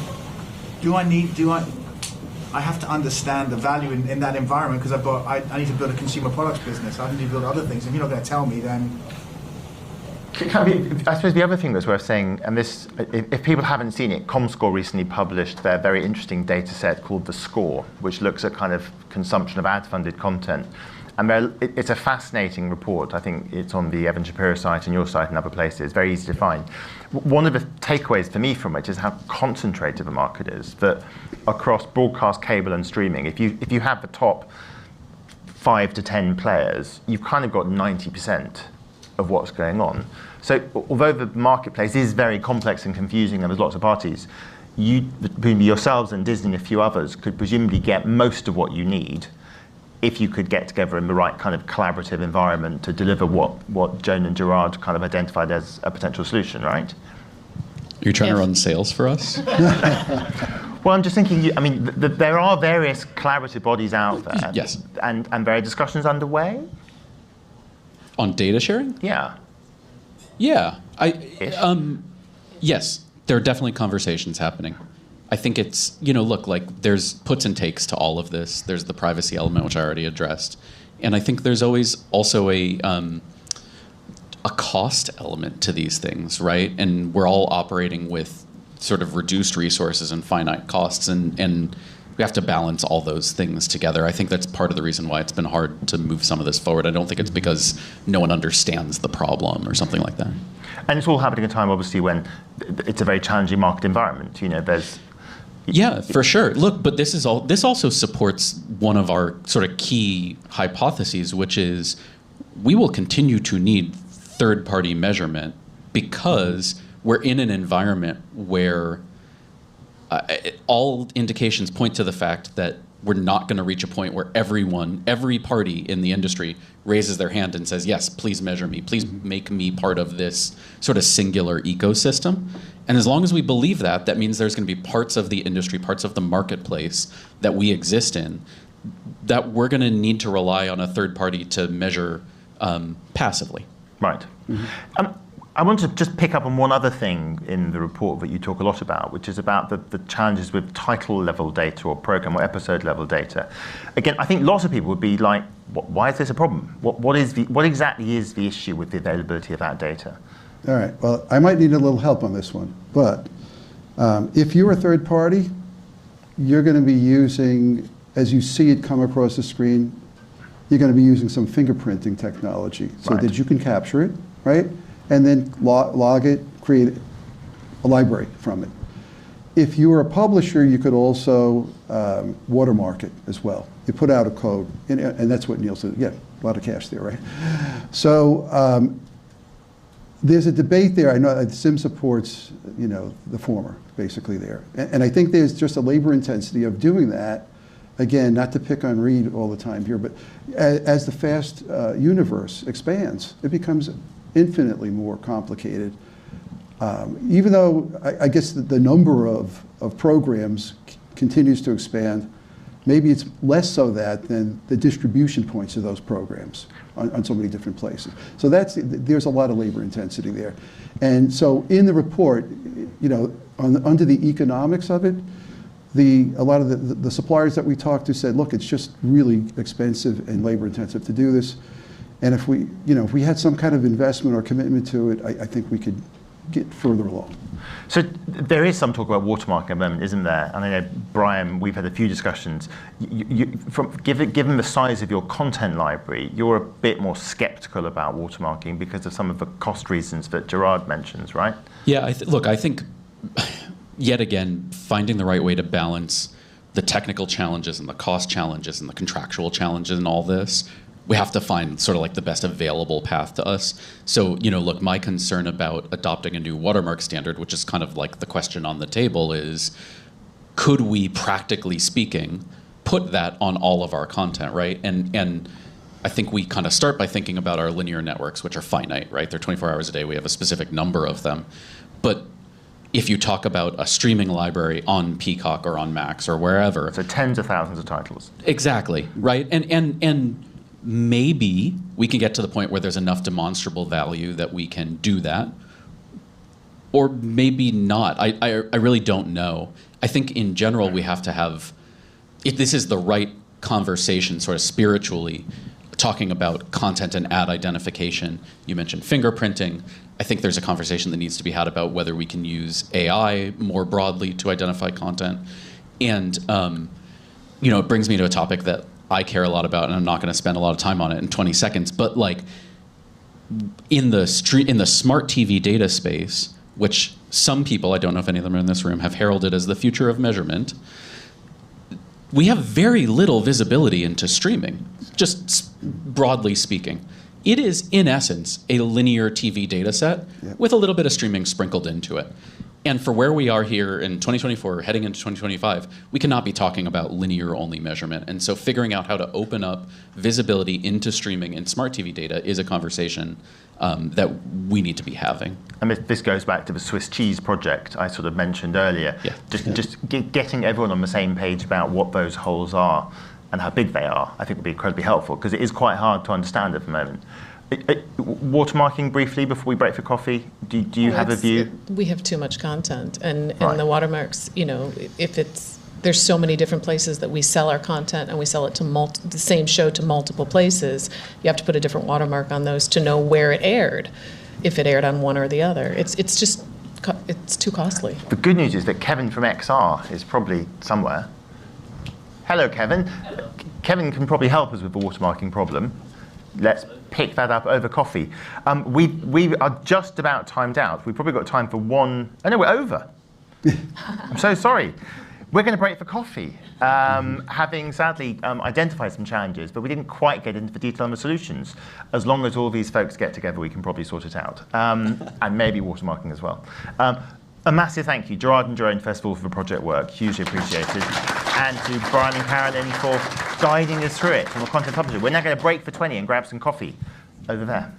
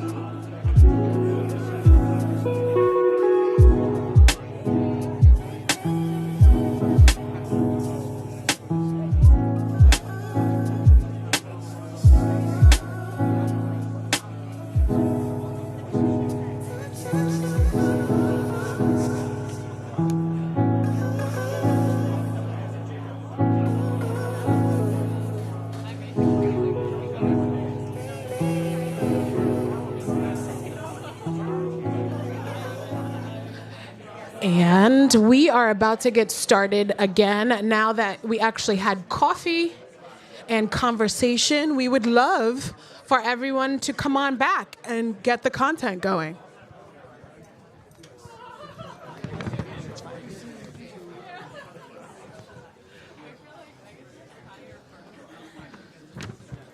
You're not allowed to ask me any questions, sir. I'm sure that you do have a list. I'm a little nervous about that I have list. a list too, no worries. Yeah, we're going to see how this goes. Welcome back, everyone. I'm very glad that we actually got coffee. I love that you also said coffee. Coffee. Did you I'm enjoy originally them? from New York. Okay. Although I'm a happy Angelino now. Can we switch our slides, please? Thank you so much, sir. So. That's a close picture. Yeah, and it's also just our graphics. So I am excited to have this fireside chat with Michelle Marchuka. Yes, good job. From Disney, VP of Addressable Solutions and Enablement. Yep. Michelle, we had a chat. Was it earlier this year? It was earlier this year, I think. At TVOT. Yep. And I got to grill you did. politely. Yes. And this can be a slightly less of a roasting. Okay. But no walled gardens, gates, fences. We're not talking about that today. We can talk about Kappa though. I know, but he left. Daniel left, so I feel like I'm in a good place. So, Michelle, you've spent your entire career at Disney, which is a feat in and of itself. You sold spots and dots, right, for TV and radio. I did. Radio Disney. Anybody? No. Yes. All right. You head up addressable and enablement now. So your role covers the ad business. But what about audience insights? Because that's what we're here to talk about today. Are there any specific shifts over the past 15, 20-ish years that you've observed in terms of the way that Disney and arguably the broader industry has tried to understand its audience? Yeah, so I think what's really interesting, and I will say, I brought a notebook because I listened this morning, and I think there's a few pieces that I want to talk about that I don't know that we were planning on it, but when I started my career and I started at Radio Disney selling spots and dots and local radio, which there's no measurement, like zero measurement. But then as I transitioned into our linear business and I did lead ad operations for our kids business, which is why I feel like I can talk a little bit about that. It was all about content. You were buying content, you were buying a show, you were buying what you perceived was the audience of that show. And then as we launched digital, and I will say there was a huge difference for us when digital was ABC and Freeform and FX to when we brought in Hulu, right? Like it was a different game changer based on sort of what Hulu brings to the marketplace. And we saw that shift to go very audience first, right? It was about performance and audience and conversion. And I will tell you, we're now seeing that shift going a little bit back. Early, one of the panels talked about contextual. Just yesterday, we launched our beta for Magic Words, which is food, auto, travel. Tamika, I don't actually know what the results are going to tell us. If McDonald's running an ad next to a scene where somebody ate a hamburger is going to do something different. Like, I think it's interesting, but I do think we're trying to find the combination of audience and content.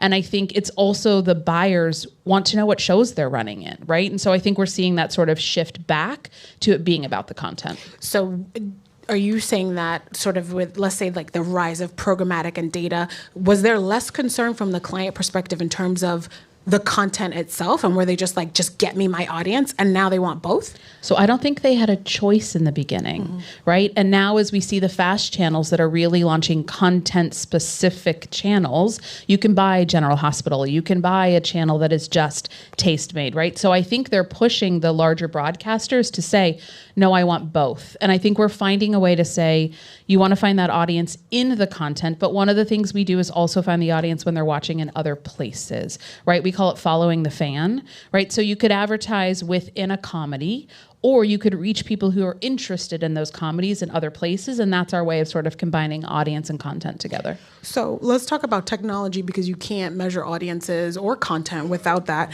And Disney has a pretty formidable tech stack in-house. Are there any specific innovations or improvements that are focused kind of on better understanding what people are watching?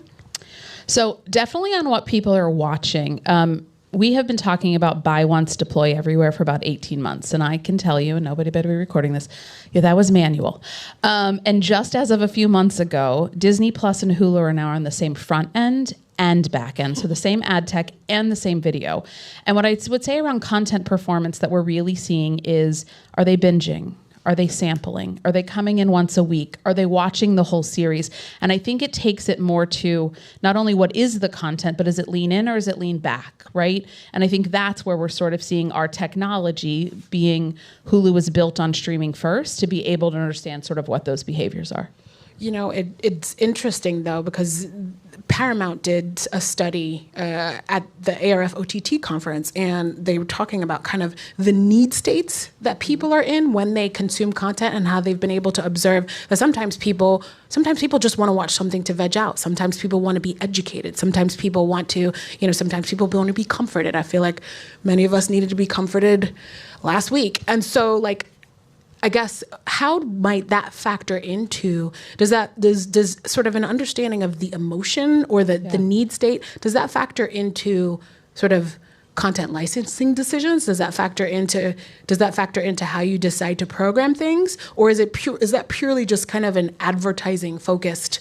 Yeah, so I'm going to answer it in two ways. I think what's interesting when you look at the library of content, and somebody was talking earlier, the woman from WBD, about thousands of titles. I think that the streamers are getting much better, and to be honest, taking from Netflix sort of the algorithm of programming. What are you interested in? What are you in the mood for? What does that look like for you today? But I will say, because we haven't really talked from an advertiser lens yet this morning, mood and emotion is sort of the next thing that's coming from a contextual perspective, right? Is that mood when I'm happy? Is that mood when I'm sad? Do I want to laugh? We've always had comedy. We've always had drama.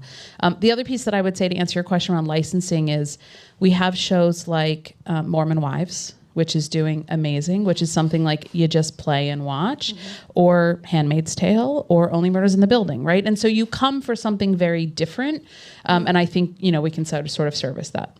So in terms of content measurement in particular, as you highlighted, we had an entire session on that improvement in that month.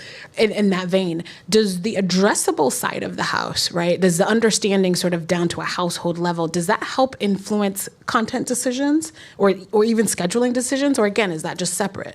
So what's interesting is I wrote down data collaboration, terms, devices, platforms, publishers. That's actually what makes it difficult. I'll use the example of Grey's Anatomy, which was on Netflix for a really long time, right? We can't measure that at Disney, how that performed, even though we licensed that content to them. And so I do think there's sort of a part two to the last presentation around how are we, and I get the watermarking piece, and there's a lot of pieces of content you have to track, but I actually think it's the technology that's making it more challenging, not the desire to understand where people are watching, when they're watching, where is it distributed. But I think they said it really well in the last panel, it goes to lots of different places. We're licensing our content. It could be one season this year and one season next year going to different places. So I actually think it's the technology we have to work on. So I do have to, I gotta push back on that a little bit, because there is a technology piece, but I think there's also there's operational, there's business. I think Kevin O'Reilly from XR, is he still here? He literally, yes, he just brought up that even in SAG and AFTRA, contracts, the studios are obligated to now say that this show ran at this time so that an actor can get their royalties. So it seems like, yes, there's a tech piece. It seems like there's actually the tech can solve this, but not saying that Disney doesn't want to solve this, right? But it seems like there's these contractual engagements and agreements and challenges that are preventing the tech from working the way it's supposed to. Yeah, I don't disagree with you. I think that it's figuring out the technology, the operations, and honestly, the business terms. There are business terms that have been in place for 3, 4, 5 years when those deals were written that said, we will not pass that data. We will not share that data, right? And so we can only use so much of it in-house to make those decisions for us. But from an advertiser lens, I can't share that information. Somebody said earlier, even to some of our content licensees, we're not sharing that information. information. So I think it really depends on how we think about sort of those business terms and those collaborations as we move forward in the industry. And I mean, in some cases, there's the case for, and we've talked about this before, Disney, of all of the kind of big streamers, has this reputation for not necessarily playing well with others, but there's something to be said for building your tech and building your identity graph and building all of these solutions so you can theoretically provide the data in a clean, safe way if possible. Don't say clean room. I'm getting my first point, right? It was on the slide, but no one said it. No, sorry. It was kind of funny earlier when someone said it. I was like, I wonder how times to say it. We're not a measurement company. But our job is to enable measurement for our advertisers and our partners, right? And so we're always exploring. I don't know the gentleman that you mentioned over here, nor what he does, but his name has been said 3 times, so we will meet at lunch. But I think it is our job to enable measurement where we can, work with the partners where we can. We're doing that with DSPs. We did a direct connection with DV360 as well as the trade desk to sort of make those better paths together. And we are trying to find ways through clean rooms and identity sync. Somebody mentioned UID2 earlier, the LUID. There's a lot of different ways that we're trying to, in a privacy-forward way, collaborate across the industry. Did you want to talk about COPPA? Because that's where we're going now. You just said privacy. I did. So data and first-party data, again, the Mouse House has a ton of it. Yeah. And you've kind of built some really great infrastructure to be able to pass it or use it in a privacy-compliant way. But I would imagine it's much more scrutinized in a platform that sort of reaches younger viewers and users. So how do you deliver those insights when you have to deal with something like COPPA or VIPA or Sure. all of the regulation? I would say VPPA comes up much more than COPPA does. As someone who started their career on the linear kid side of the business, right? COPPA is not something that is new to us at Disney. Privacy is the number one thing that we think about for our consumers. We haven't talked about it, and I'll just take 2 seconds to say, when you're a company like Disney, there's a lot of data against a lot of consumers in a lot of different divisions. So from an advertiser perspective, and you mentioned the audience graph, that was our way more than a decade ago to say, we have to find a way to enable this to understand what's happening across the consumer journey. I know I giggled and joked, but I don't know that we could map the whole consumer journey across all of our platforms. But at Disney, it's really thinking about what are the audience insights? How do we turn those into a product that an advertiser can take advantage of, right? First party data.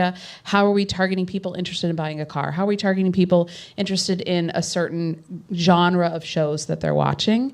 I think that's where I sort of think about audience insights and the best way to sort of apply those. You have to do it in a privacy first place. I'm interested to see, and I won't talk about VPPA here, but we do spend a lot of time talking about it because people do want to go back to content. They want to connect content and audience together. Well, we can't do that. And so I think there are ways that we're thinking about bundling of content that is of like content so that it's more than one identifier, right? Our audience graph is not based on one identifier, which is really helpful for us. I said something she's excited about.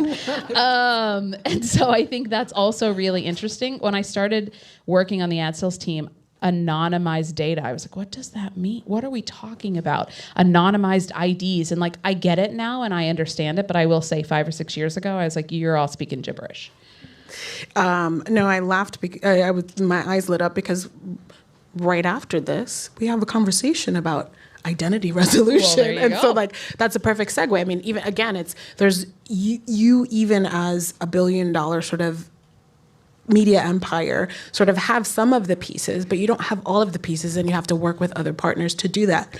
When we caught up earlier this year at TVOT, we talked about the growth of your self-serve business. So are self-serve advertisers looking for different types of audience insights than like a big Publicis or a P&G, or is it kind of the same? How do you deliver audience insights in a self-serve way? I actually think it's different, and I will give you the Michelle Marchuka point of view here. So we have our self-service platform called Disney Campaign Manager. It originally started with just Hulu, and it now is inclusive of Disney+.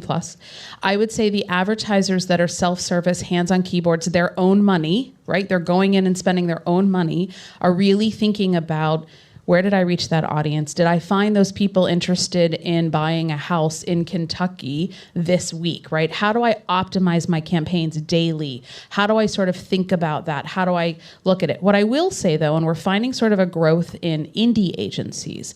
Again, think hands-on keyboard, smaller agencies who want to go in and make the buying decisions on behalf of their advertisers are really attracted to Campaign Manager because it's giving them real-time reporting. You can send it to give it to you every hour if you want to see it that often.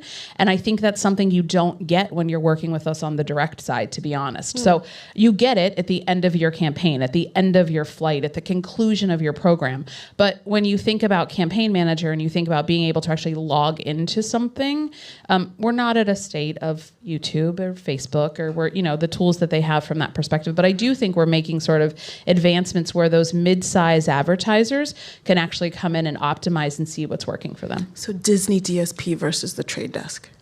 I love the Trade Desk. They're one of my favorite partners. We do a lot with them. We just directly connected with them to sort of further that relationship. But I think them and DV360 are two of our partners. Are great, and Magnite as well, right? When you think about, we have over 30 DSPs that we work with. It's 32. Yes, I am the marketing lady up here. But I think it's variety. Where do our advertisers want to go? What's important to them? Who are they working with? How do they measure across the industry? Interoperability, does that get us 2 points too? People want that. They want to measure us and NBC and WBD and Tastemade together. And those DSPs allow them to do that differently than if they bought us direct on every single campaign. But then you have Campaign Manager for the advertisers that are like, look, I want these super granular insights for this particular campaign and this time.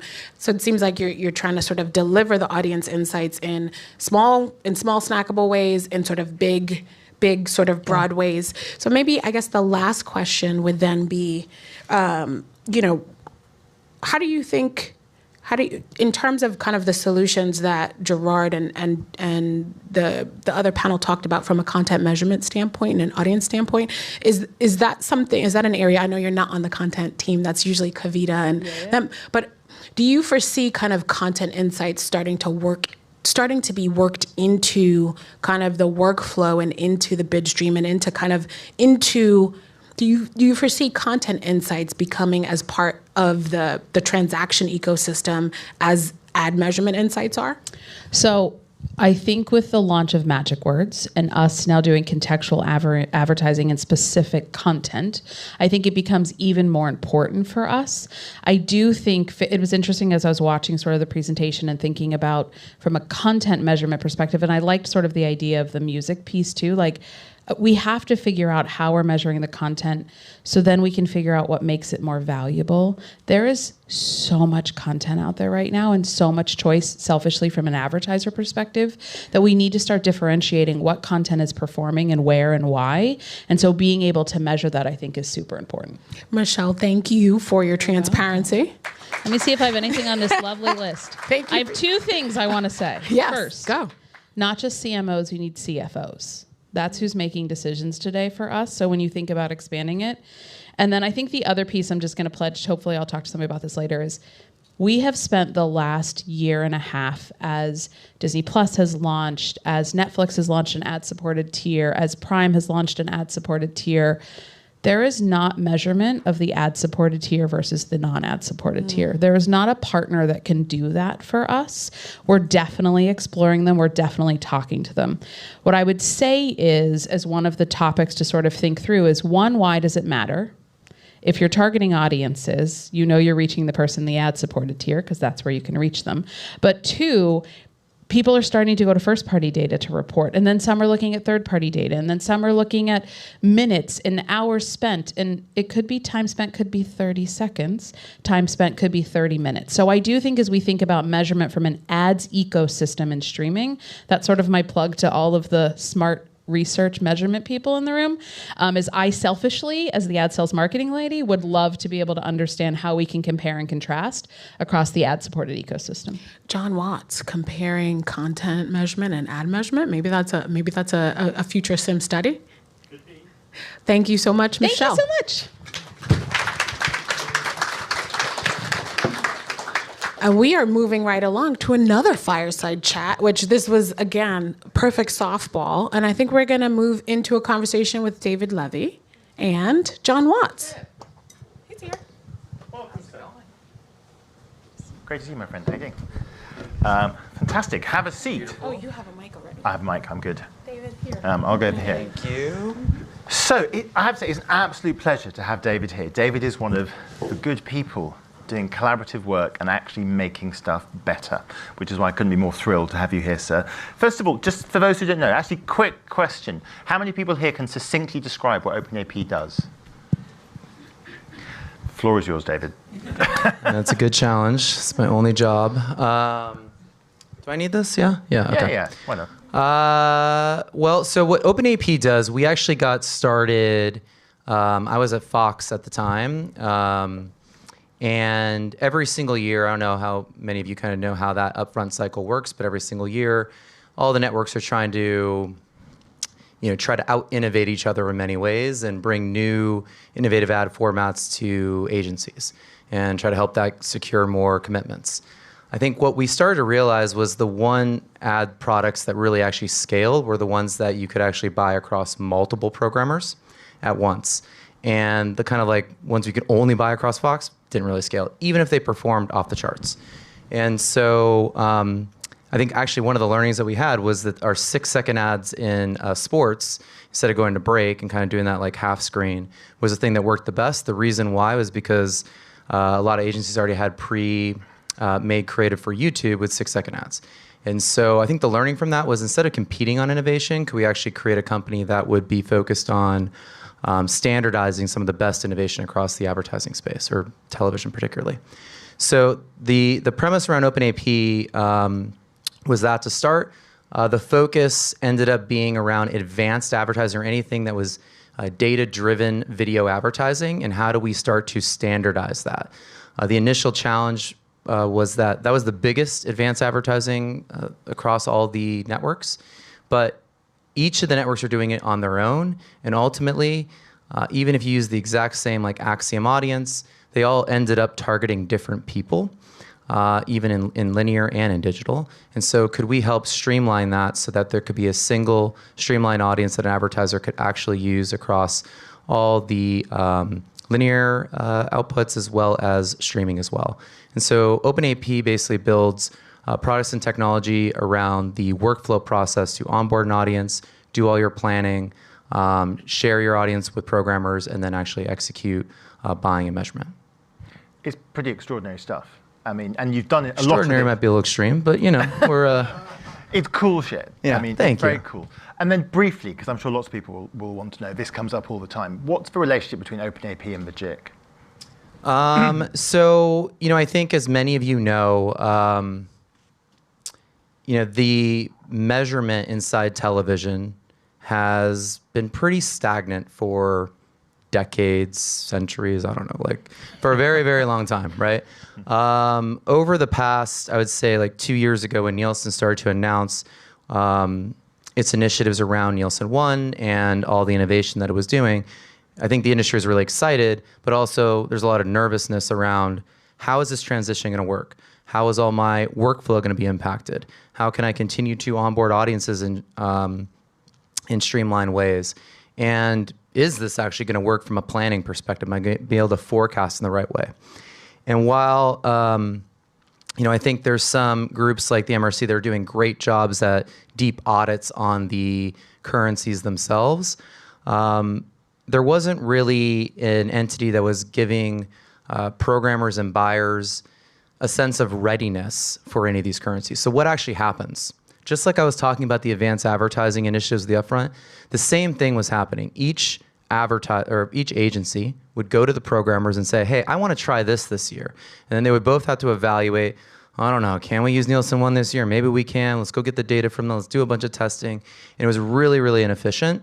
And so at this point where there was a lot of new alternative currencies coming onto market, Nielsen One was going to be completely new. We felt like there needed to be a process where jointly across both buyers and sellers, we could get a good understanding of, can we even transact on this currency? And what do we need to put in place to do that? So the JIC was created. It's a nonprofit. It's basically managed through a committee process, and it is equally represented by buyers and sellers. Because we had done a lot of work on the standards for across programmers from a technology perspective and audience onboarding, we've basically been helping steward and push these things along. I think if there's one like skill set that we have, it's really good at pressuring people to make a decision and stop squabbling. So I don't know if that's a core asset that I like to. Do I want to continue to do in my career? But I do think like one of the things that we've been really good at is pushing towards decisions. So our role, you asked OpenAP's role, we just basically help coordinate and push the agenda along. But everything, most of the work around are these currencies ready for prime time? Do we agree that we can actually transact on this in the upfront? All that work is being done by the committee, which is predominantly the measurement and data folks from programmers and agencies across the industry. And I have to say, it's been an enormous amount of work, hasn't it? A lot of it slightly behind the scenes, but progress is good.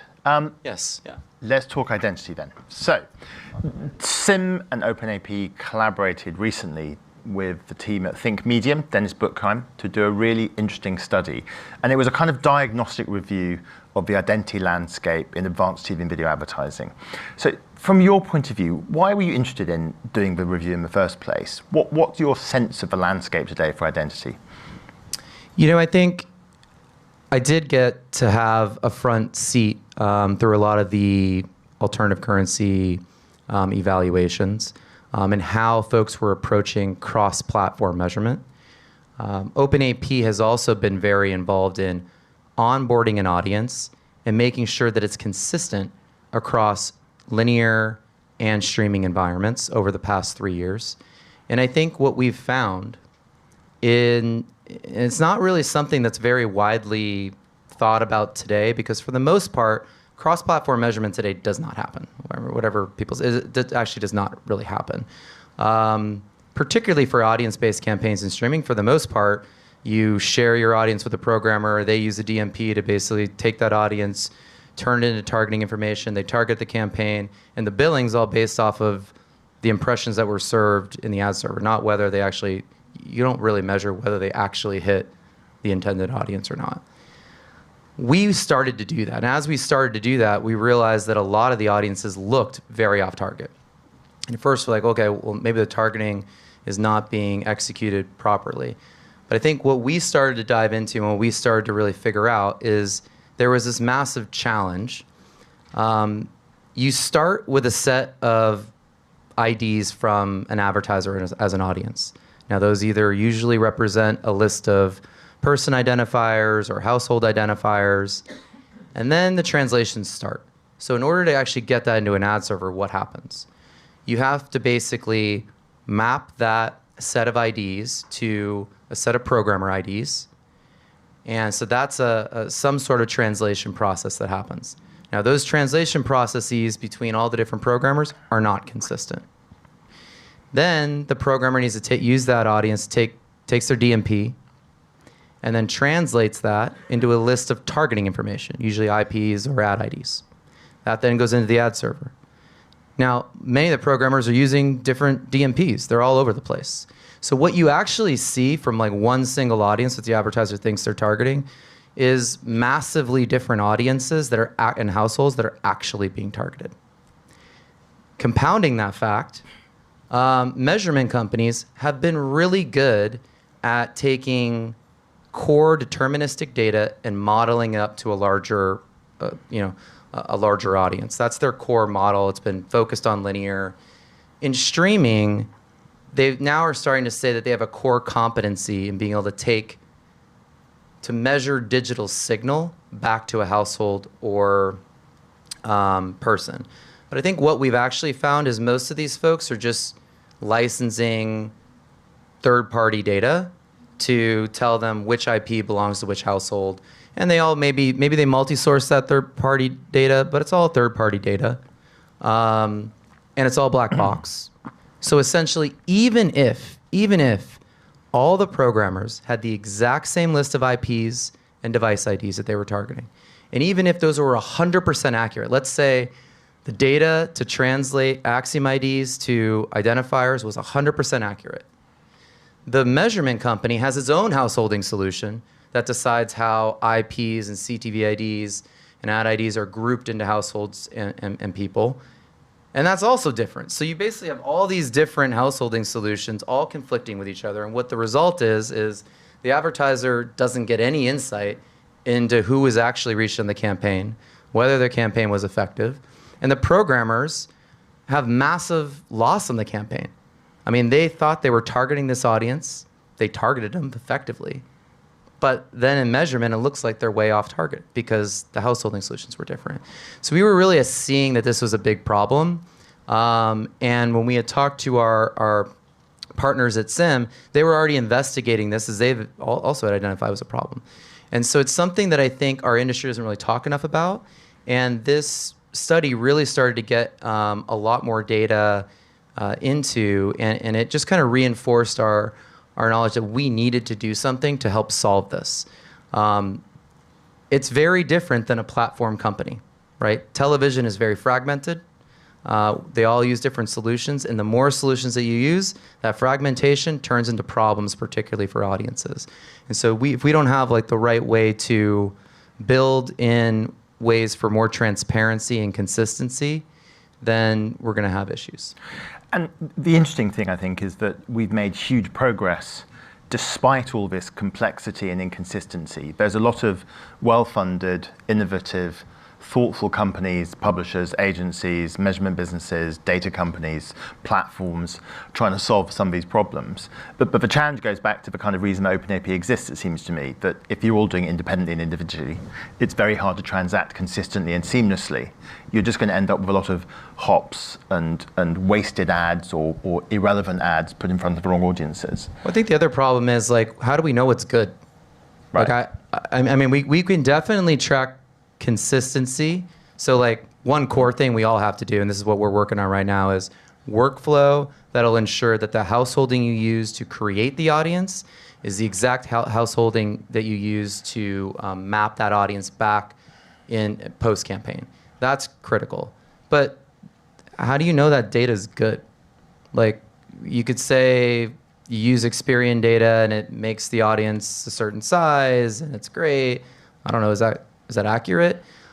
I would say that some of the challenges, and I see my buddy Chip back there. I mean, you might have some comments on this, but I think like when we start to actually look at some deterministic data, ISPs probably have the best data. They issue the actual IP address. They know the address is being issued to.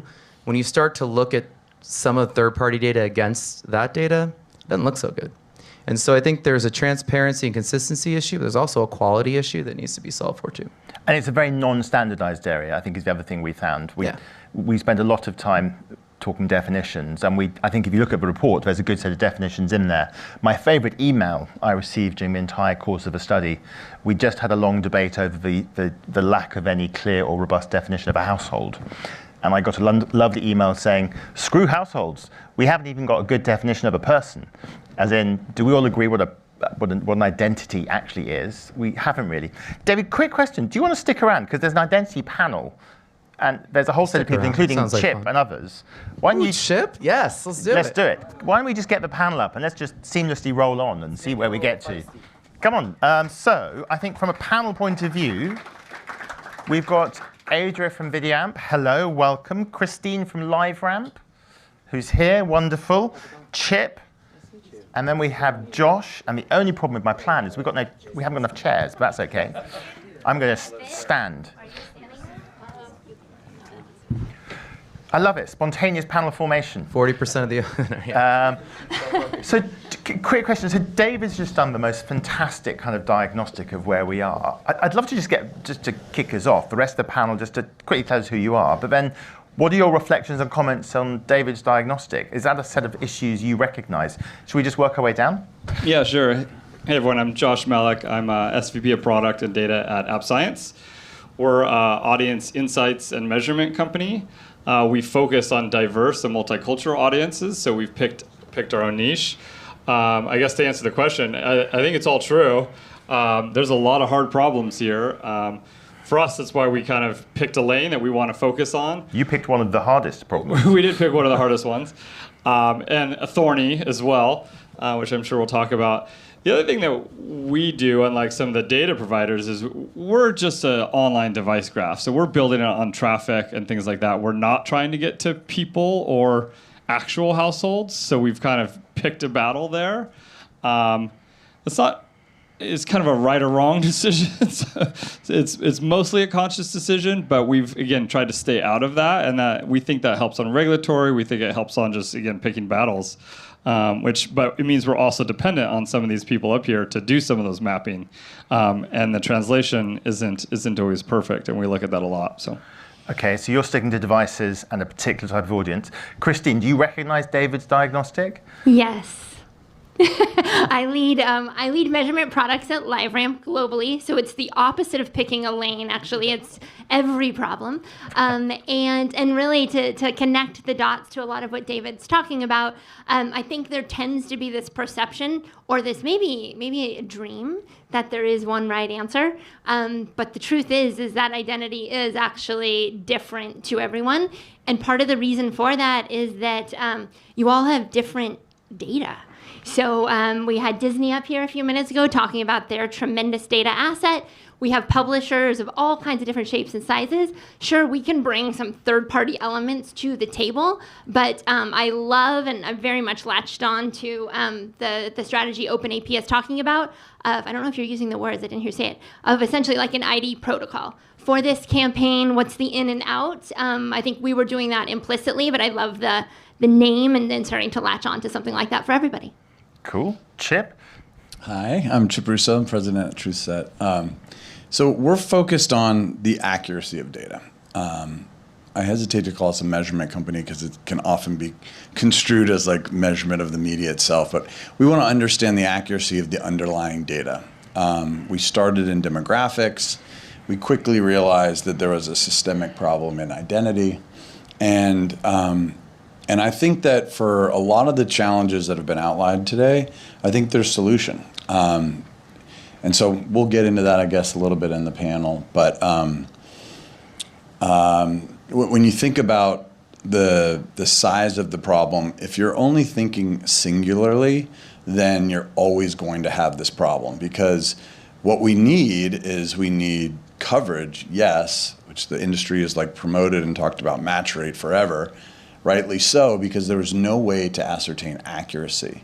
And that's the magic combination, right? It's like, how can you get the maximum coverage with the maximum accuracy? And so we could talk more about it, but that's why I'm up. We will. And briefly, Adria, again, just to make this clear, modern measurement solutions are built on identity. Is that a reasonable statement? Some people may find that surprising because we're used to a panel-based world, and obviously the world is changing. Why is identity so important from your point of view? Well, identity is critical when we're talking about big data solutions because it's an important way to stitch all of the the data that we're seeing across all of the providers into a single profile of either the household or the person. But the identity and the connections that one makes to hook into those households and people are the backbone of all of the measurement at this point. Okay, so we heard David's diagnostic and you've all broadly agreed. Let's go solutions. So, David, do you want to kick us off? Because you've been thinking about this for a long time. How do we solve some of the issues you described around consistency, around Chip's comment about data quality, around issues like, we've heard quite a lot of talk today about privacy, which has an impact. Are there things we can do as an industry to make this ecosystem work better, to reduce wastage and so on and so forth? And then let's ask the rest of the panel to respond. David? Yeah, I probably have a very, very long answer, but I'll try to keep it as short as I possibly can. I do think with the advent of clean room technology, et cetera, there is a lot more ability for kind of a federated approach to identity. I do think there is absolutely valuable data across the ecosystem today from all these providers. But there's also, so I think one thing is you need an infrastructure to basically allow for you to create an identity solution, for each campaign. Make sure that it's transparent for how you're actually going to be taking that audience and translating it to a set of targeting identifiers. And then make sure that that's consistent across the entirety of the campaign. We need sort of this audit system in place to make sure that, okay, if you use these data sources, let's say you use LiveRamp and Experian to translate this CIMM audience to a set of identifiers, I want all the programmers to use the exact same set of identifiers.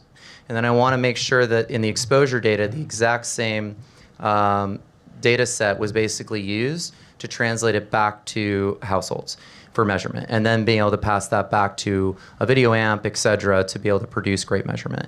I think there's ways to do it. Now, beyond that, though, we need great quality data in this federation. And it's not just third-party data that we need. We also need as much deterministic data as we can. I do think ISP data is incredibly valuable in this whole pursuit. I also think programmer first-party data is going to be incredibly valuable. When I talk about first-party data, I mean reg data. And that's something that we're talking to a lot of the programmers about. So the ability to not necessarily commingle any data, because that's not going to happen, but the ability for that data to exist to inform a superior kind of identity solution that can be held consistent throughout the course of the campaign. I think consistency is an interesting term too. I don't know if we've arrived at a consensus on what that word even means when we're talking about identity. From the start of a campaign to measure, create the audience to measuring it post-campaign, are we trying to evaluate the quality of hitting those individual identifiers? Or are we really looking for the characteristics that create that audience and then measuring that same set of characteristics at the end? I think at a very basic point, like Christine and I, we actually worked on a lot of this last year, and I think a lot of that kind of came from it. But there needs to be absolutely an evaluation on quality. And I think there needs to be a level of choice that when you go into a campaign, you can choose the highest quality data that you think is best for your campaign. So Chip, Chip is nodding his head fiercely because this is your bailiwick. Well, right, yeah. So I mean, I think you're right in that. Look, there's the accuracy of the audience data, and that varies by partner you choose, whether it be your first-party data or the third-party partner you choose. And then there's also the identity data. And there's variations of accuracy. It's not that data is good or bad. It's that this one is, got a higher likelihood to be accurate than this one. You're going to have a second home. There's all sorts of different reasons for attaching, a certain assertion or whatnot. But there can be a standardization across all of it, I think, and that's something where we're spending a lot of time and just being able to measure, or better define what the industry can describe as a person, and then allowing other data sets to then measure against that sort of central source would create a through line for targeting data, delivery, and measurement data. And then, so we're already doing that with a number of partners. That I think what you're referring to is something that we actually haven't broadly discussed because it's not coming till next year, but it's the opportunity of having visibility into, I would say, like a type of rating for the data. So when you are building an audience, you can decide, okay, what is the exact rating that's going to be most suitable for this campaign use case, and then secondarily, like, what is the connective, what is the identity linkage responsibility that I need for this campaign as well, right? Like, it could be much broader if you're selling toothpaste than if it's a Hispanic and language creative, right? So very different necessities, I think, ultimately to deliver, and the idea is to give and empower people that option to choose depending on what the... I love the option to choose point. And I think it acknowledges that on each of these campaigns, if we stick on that for a minute, sometimes the publisher decides on the audience source, sometimes the brand decides on the audience source, sometimes the agency decides on the audience source. So I think we tend to sort of say it's on the publishers to validate, the quality of delivery. But by breaking this down into some separate components and say, hey, there's an audience source, somebody decides on that, there's an identity source, somebody decides on that too. Like everything that goes out the door from LiveRamp or any other company, someone's making the decision about how much expansion to put on that, how much probabilistic expansion. Your brands license graphs inside the DSPs all the time. Your pubs decide if they want to add an expansion of IP address in their SSPs. So like there's clearly components of this workflow decided on all the time to break them down into pieces and then decide who's making what decision, and then you own that accountability. If the brand decides they want an audience to push through the entire structure, then the accuracy of that is on them. So, David wanted to come in, and did you want to come in quickly on something? I think I just wanted to finish on what does consistency mean. I do think when you are deciding on on identity to basically use, I think using something like TrueSet to basically help you assess quality is 100% something you should do.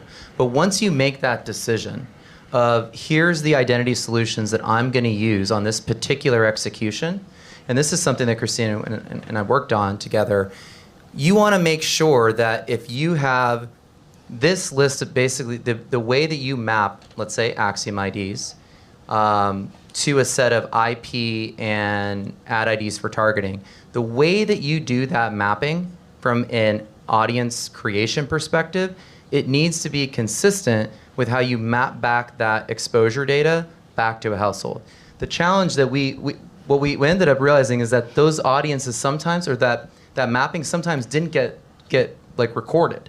And what happens is IPs rotate, right? And now the audience looks way out of target, and basically you targeted the right people.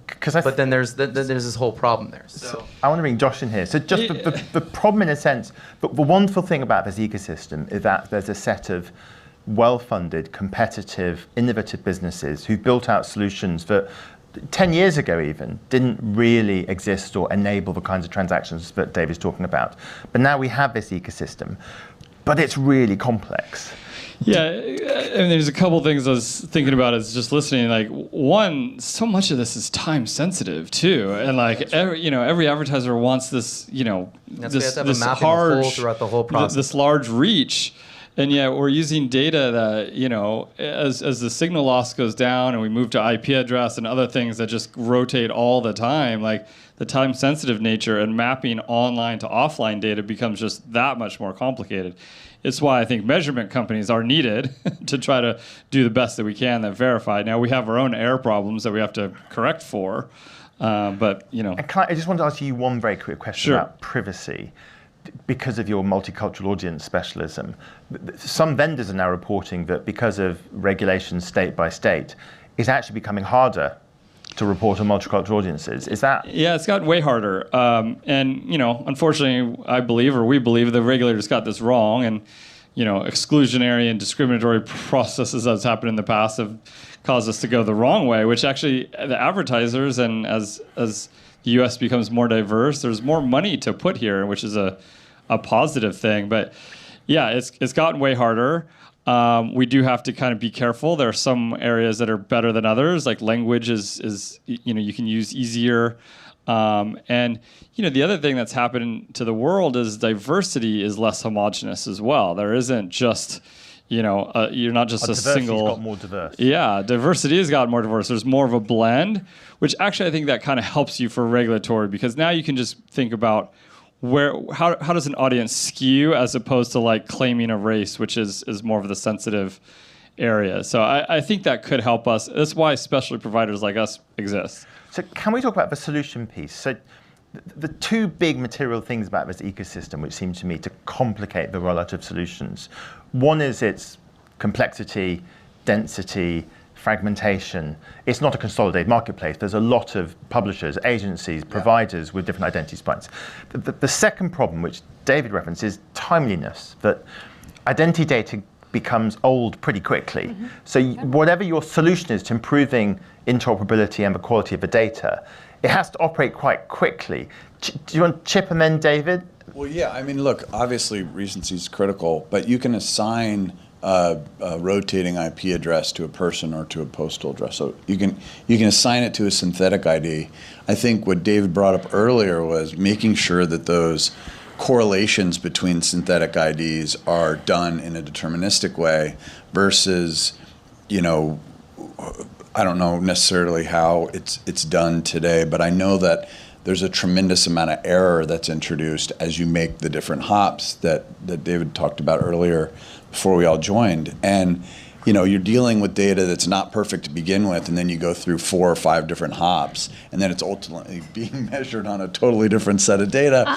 That creates a problem, right? So how do you have a solution? You understand, okay, well, what is the makeup of a person through a synthetic ID and all of the deterministic, you know, durable identifiers, and then you associate those to each other through a clean room or through a crosswalk where it's all privacy compliant. And if that is made and has the proper amount of scale, then you're going to get a much cleaner throughput, and you will actually be able to say, okay, it may not be the exact same IP at the time of measurement, but we know it's the same person.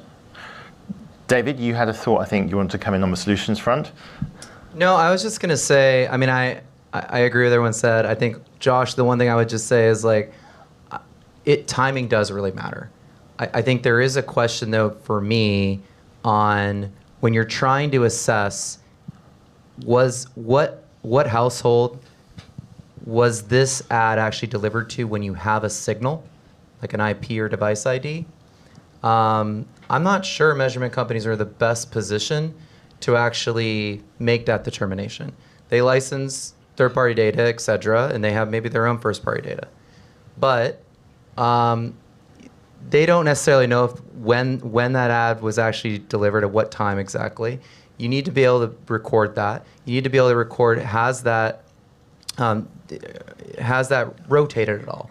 Are you having data that's actually refreshing at all? Or what data are you using to basically do that? Because I do think that there are other data providers in the identity space that are actually probably better suited to make that determination. And then measurement companies can really focus on being measurement companies. In our so this gets back to what I'm talking about in terms of consistency, because any audience for third-party measurement to report on the delivery or the reach of a certain campaign will need the audience in some way, shape, or form to plug into our identity and to measure what was actually consumed. Yeah, that makes sense. It should map back into your identity, for sure. Yeah, and so this is where if we are simply taking an audience made from someone else or somewhere else, are we supposed to then measure that collection of identifiers? Because there's an element of trust that has to also exist where the measurement company can attach all of those identifiers to the households so that we're able to reach all of the devices and all of the touch points for whatever identifier may belong in that specific audience. And I think what ends up happening, if a measurement company decides that they have the truth for if this was a male or a female, or this was a age, gender, et cetera, it's basically the next generation of a really large panel, and you're essentially looking at validation from outside sources.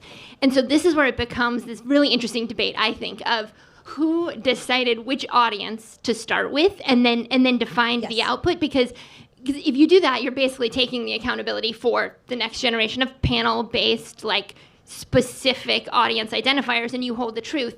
If you play it a little bit more like, hey, if, I won't use a name that is a real example, let's use a different one. Let's take Kimberly Clark. If Kimberly Clark is the one who decides that they have some first-party data that identifies diaper buyers, and they want to push it through this entire ecosystem, and then they want to work with a retailer to measure conversions. We haven't even talked about conversions yet. The question becomes, like, who's going to define that diaper buyer all the way through? And I think what we see an opportunity to do is to say, Kimberly Clark, if you said these 10 different device IDs and these 10 different IP addresses define a diaper buyer, we're going to hold that true start to finish, rather than putting the responsibility all the way on the measurement companies to have perfection on every potential audience type. Josh wants to come in. Well, I I don't understand why, as an industry, we kind of compare panels and big data all the time as like completely two separate solutions. And like the reality is, big data, we do sampling too, we do weighting too. We do try to correct for some of these things. Like we do enter the situation where we have the same label or different labels on the same, and maybe it's a time problem, maybe it's a source problem, and we drop some, we weight some, so we do try to correct for these things, and as a whole, we're trying to get better. Measurement companies are absolutely necessary, and no one's saying that. Like the part of the challenge in streaming too is more and more you're actually not getting signal back on a bunch of the impressions, and absolutely, like measurement companies, we need to be able to give a tremendous amount of data to so that they can actually do that modeling, particularly for impressions that have zero signal. I think my only point was that folks like LiveRamp, other identity data providers who have really quality data might be in better position to help determine what identifiers belong in which household. And I think there should be identity data companies and there should be measurement companies. I do think those should be separate. But the interesting challenge here, just quickly, so Chip and the team at TruthSet did a fascinating study with CIMM last year, and we looked at household to email address match rates. And it was trying to determine, there were lots of fascinating nuggets in it. You can find it on the TruthSet website and on ours. But one of the most interesting things about it was that TruthSet has a set of companies in your data collective. I think it's 17 or 18. 20 now. 20, congratulations. Yep. And the interesting thing was the range of estimated accuracy across those vendors was extreme. I mean, I think sure, it would range from 23 to 69%, with the average being around 51. As a buyer, if I'm going into a set of companies and I don't have the right set of questions to ask and I'm not sure what I'm looking for, the difference between 20 versus close on 80% accuracy is extraordinary. I mean, that makes a fundamental difference to the ROI on my campaign. Yeah, so I think when you're trying to assemble an identity graph, you need to think of a few different things, right? Like, are you using first-party data, are you using third-party data, or is it both? You need the greatest coverage you can get. You need the greatest accuracy you can get. You need some sort of standardization or durability.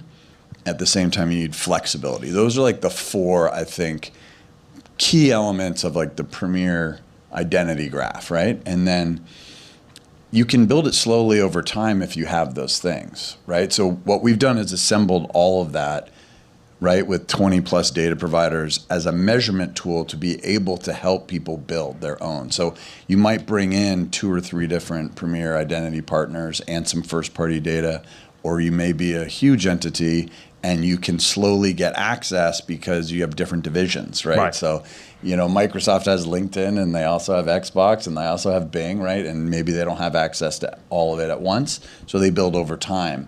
But you can create your own idea of identity based on the resources you have and check in with like a standardized element. And that's what we've been working on. I think the big problem is that the offline to online connection is the one that's really losing signal.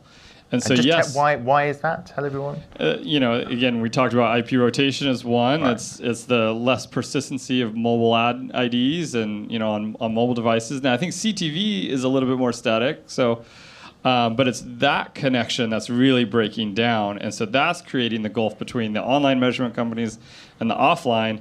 But if we can't connect the dots, then we're all kind of stuck. Now, advertiser first-party data is maybe a solution. They have good data, but we still often do rely on some sort of connector. But it's interesting. Every agency I talk to says that there's this wonderful story we tell ourselves in the industry that advertisers and marketeers are sitting on these enormous buckets of extraordinarily high-grade, accurate first-party data, to which the agencies say, not so much. Yeah. It's just not the case, but it's quite They often have the conversion data. They have something, They often have the conversion data, depending on the vertical and the category. So I think to expect them to have identity graphs is unrealistic. We talk about 4 pieces of data you're looking at for pretty much every measurement question: ACEs, audiences, conversions, exposures, and then a sample, because pretty much everybody is working with a sample. So if you can find those 4 things, they're usually coming from different places and on different identifiers, but that's what you're trying to make consistent. So the outcome of a report that we co-sponsored with OpenAP, and which got a lot of input from a whole set of great people, was to focus initially on two things. One is some standardized definitions, but then secondly is to create some buyer's guides. So the idea is to have a kind of ready-to-go RFP set of questions that you, if you're looking to contract with a business that has identity as core to its product, know the sensible set of questions that you can ask, you should be asking to get comfortable with the quality of the data you're transacting on. Final question to each of the panelists: what else should we do? What else is important? What else would make a significant difference? Do you want to start us off, and we'll just, is there one of the, from your point of view, your particularly unique perspective, what would be valuable? I think flexibility is really critical. That potentially isn't something that was thought of in the earlier stages of identity and device graphs. I think that as identifiers become a little bit more fluid, sometimes it's a household ID, sometimes it's a device ID, but it's the same email address type of a thing. I think that's where questions for an RFP type of thing would be really valuable. How do you handle situations where a login may not be a personalized identifier? Cool. David, the one big thing you think as an industry we should be thinking about doing next year that makes a difference? I mean, I think I talked enough about like what I really think the industry focused on. I do think it's like there's so much investment that's necessary in transparency in what's happening throughout the process. I mean, we kind of did sort of say something around modeling and of audiences. I don't even think people know that's really going on either. But there is just such a lack of understanding of what happens once an audience leaves your, walls, and then what actually happens in the wild. And the reality is that you're not targeting any of the same households. You might not even be targeting any of the right households. And so there's a lot more transparency. There's a lot more need for quality data and infrastructure that can help support all that. Chip? Yeah, I would just say measure the data that you're working with today. So measure your first-party data. A brand's first-party data is often thought of as golden and whatnot. I can tell you it's not. It's collected in a variety of different ways, and some of it's great and some of it's not so great. But that's okay. Know the difference, right? So whether it's audience data you're working with via third party, your own first-party data, or identity data that you're working on to connect, take a look. That exists today. So. Measure. Christine, the one big thing we should be doing? No, we're not supposed to talk about clean rooms. You decided that before I got here? No. Everyone will talk about clean rooms. We're just. I'm sorry. We are playing clean room buzzword bingo. Okay, so I'm gonna get the big score for it. All this transparency is possible if you are interested and willing in investing in a clean room architecture. So you can save the audience files that have the device IDs for what was activated. You can allow your measurement company to work off the same graph that a publisher owns and manages. So it's all possible. So think about it for your use cases. And the only one downside is you're going to need a lot of clean rooms. You will, but they're pretty scalable if you do it right. Well, from a measurement company perspective, this is where multi-party clean rooms are really becoming critical. I think that's your point. Neutral multi-party clean rooms. Absolutely. Probably. Yes. Yeah. Coming soon. Might be David's next project. I'll just say, everybody says they have all the data points, right? And so, but a lot of it is just all kind of munched together, multiple sources. And so, as for the marketers and the advertisers, be conscious of where you're buying the data from. Maybe try to buy it from the source as opposed to, the Walmart approach of just buying it all from everybody. So. There is someone from Walmart in the room. No worries. I should just say it, but I think you were saying it nicely. I think maybe yeah, it was there's benefits to that too. So sorry. Anyway, rapidly on. Listen, a massive thank you to all of you. That's been really, really fascinating. The study is either available today or very shortly. I've slightly lost track, but coming soon to a web front near you. How much are we charging? Not enough, very clearly. And now the old adage, I believe, is that there's no such thing as a free lunch. But good news. Time for free lunch. Today there is. Thank you all so much. And as John mentioned, the Identity Resolution Report is available and free for CIMM members. If you're not a CIMM member, you should join so you can get it. And so we are transitioning to lunch now. We have another amazing location for lunch, but that means there is going to be a little bit of a queue. So we need to go around this corner to the elevator. We cannot take the stairs. It's a Google rule. So we're going to start taking these elevators downstairs to lunch, and we can casually chat and mingle and talk more about identity resolution. Thanks.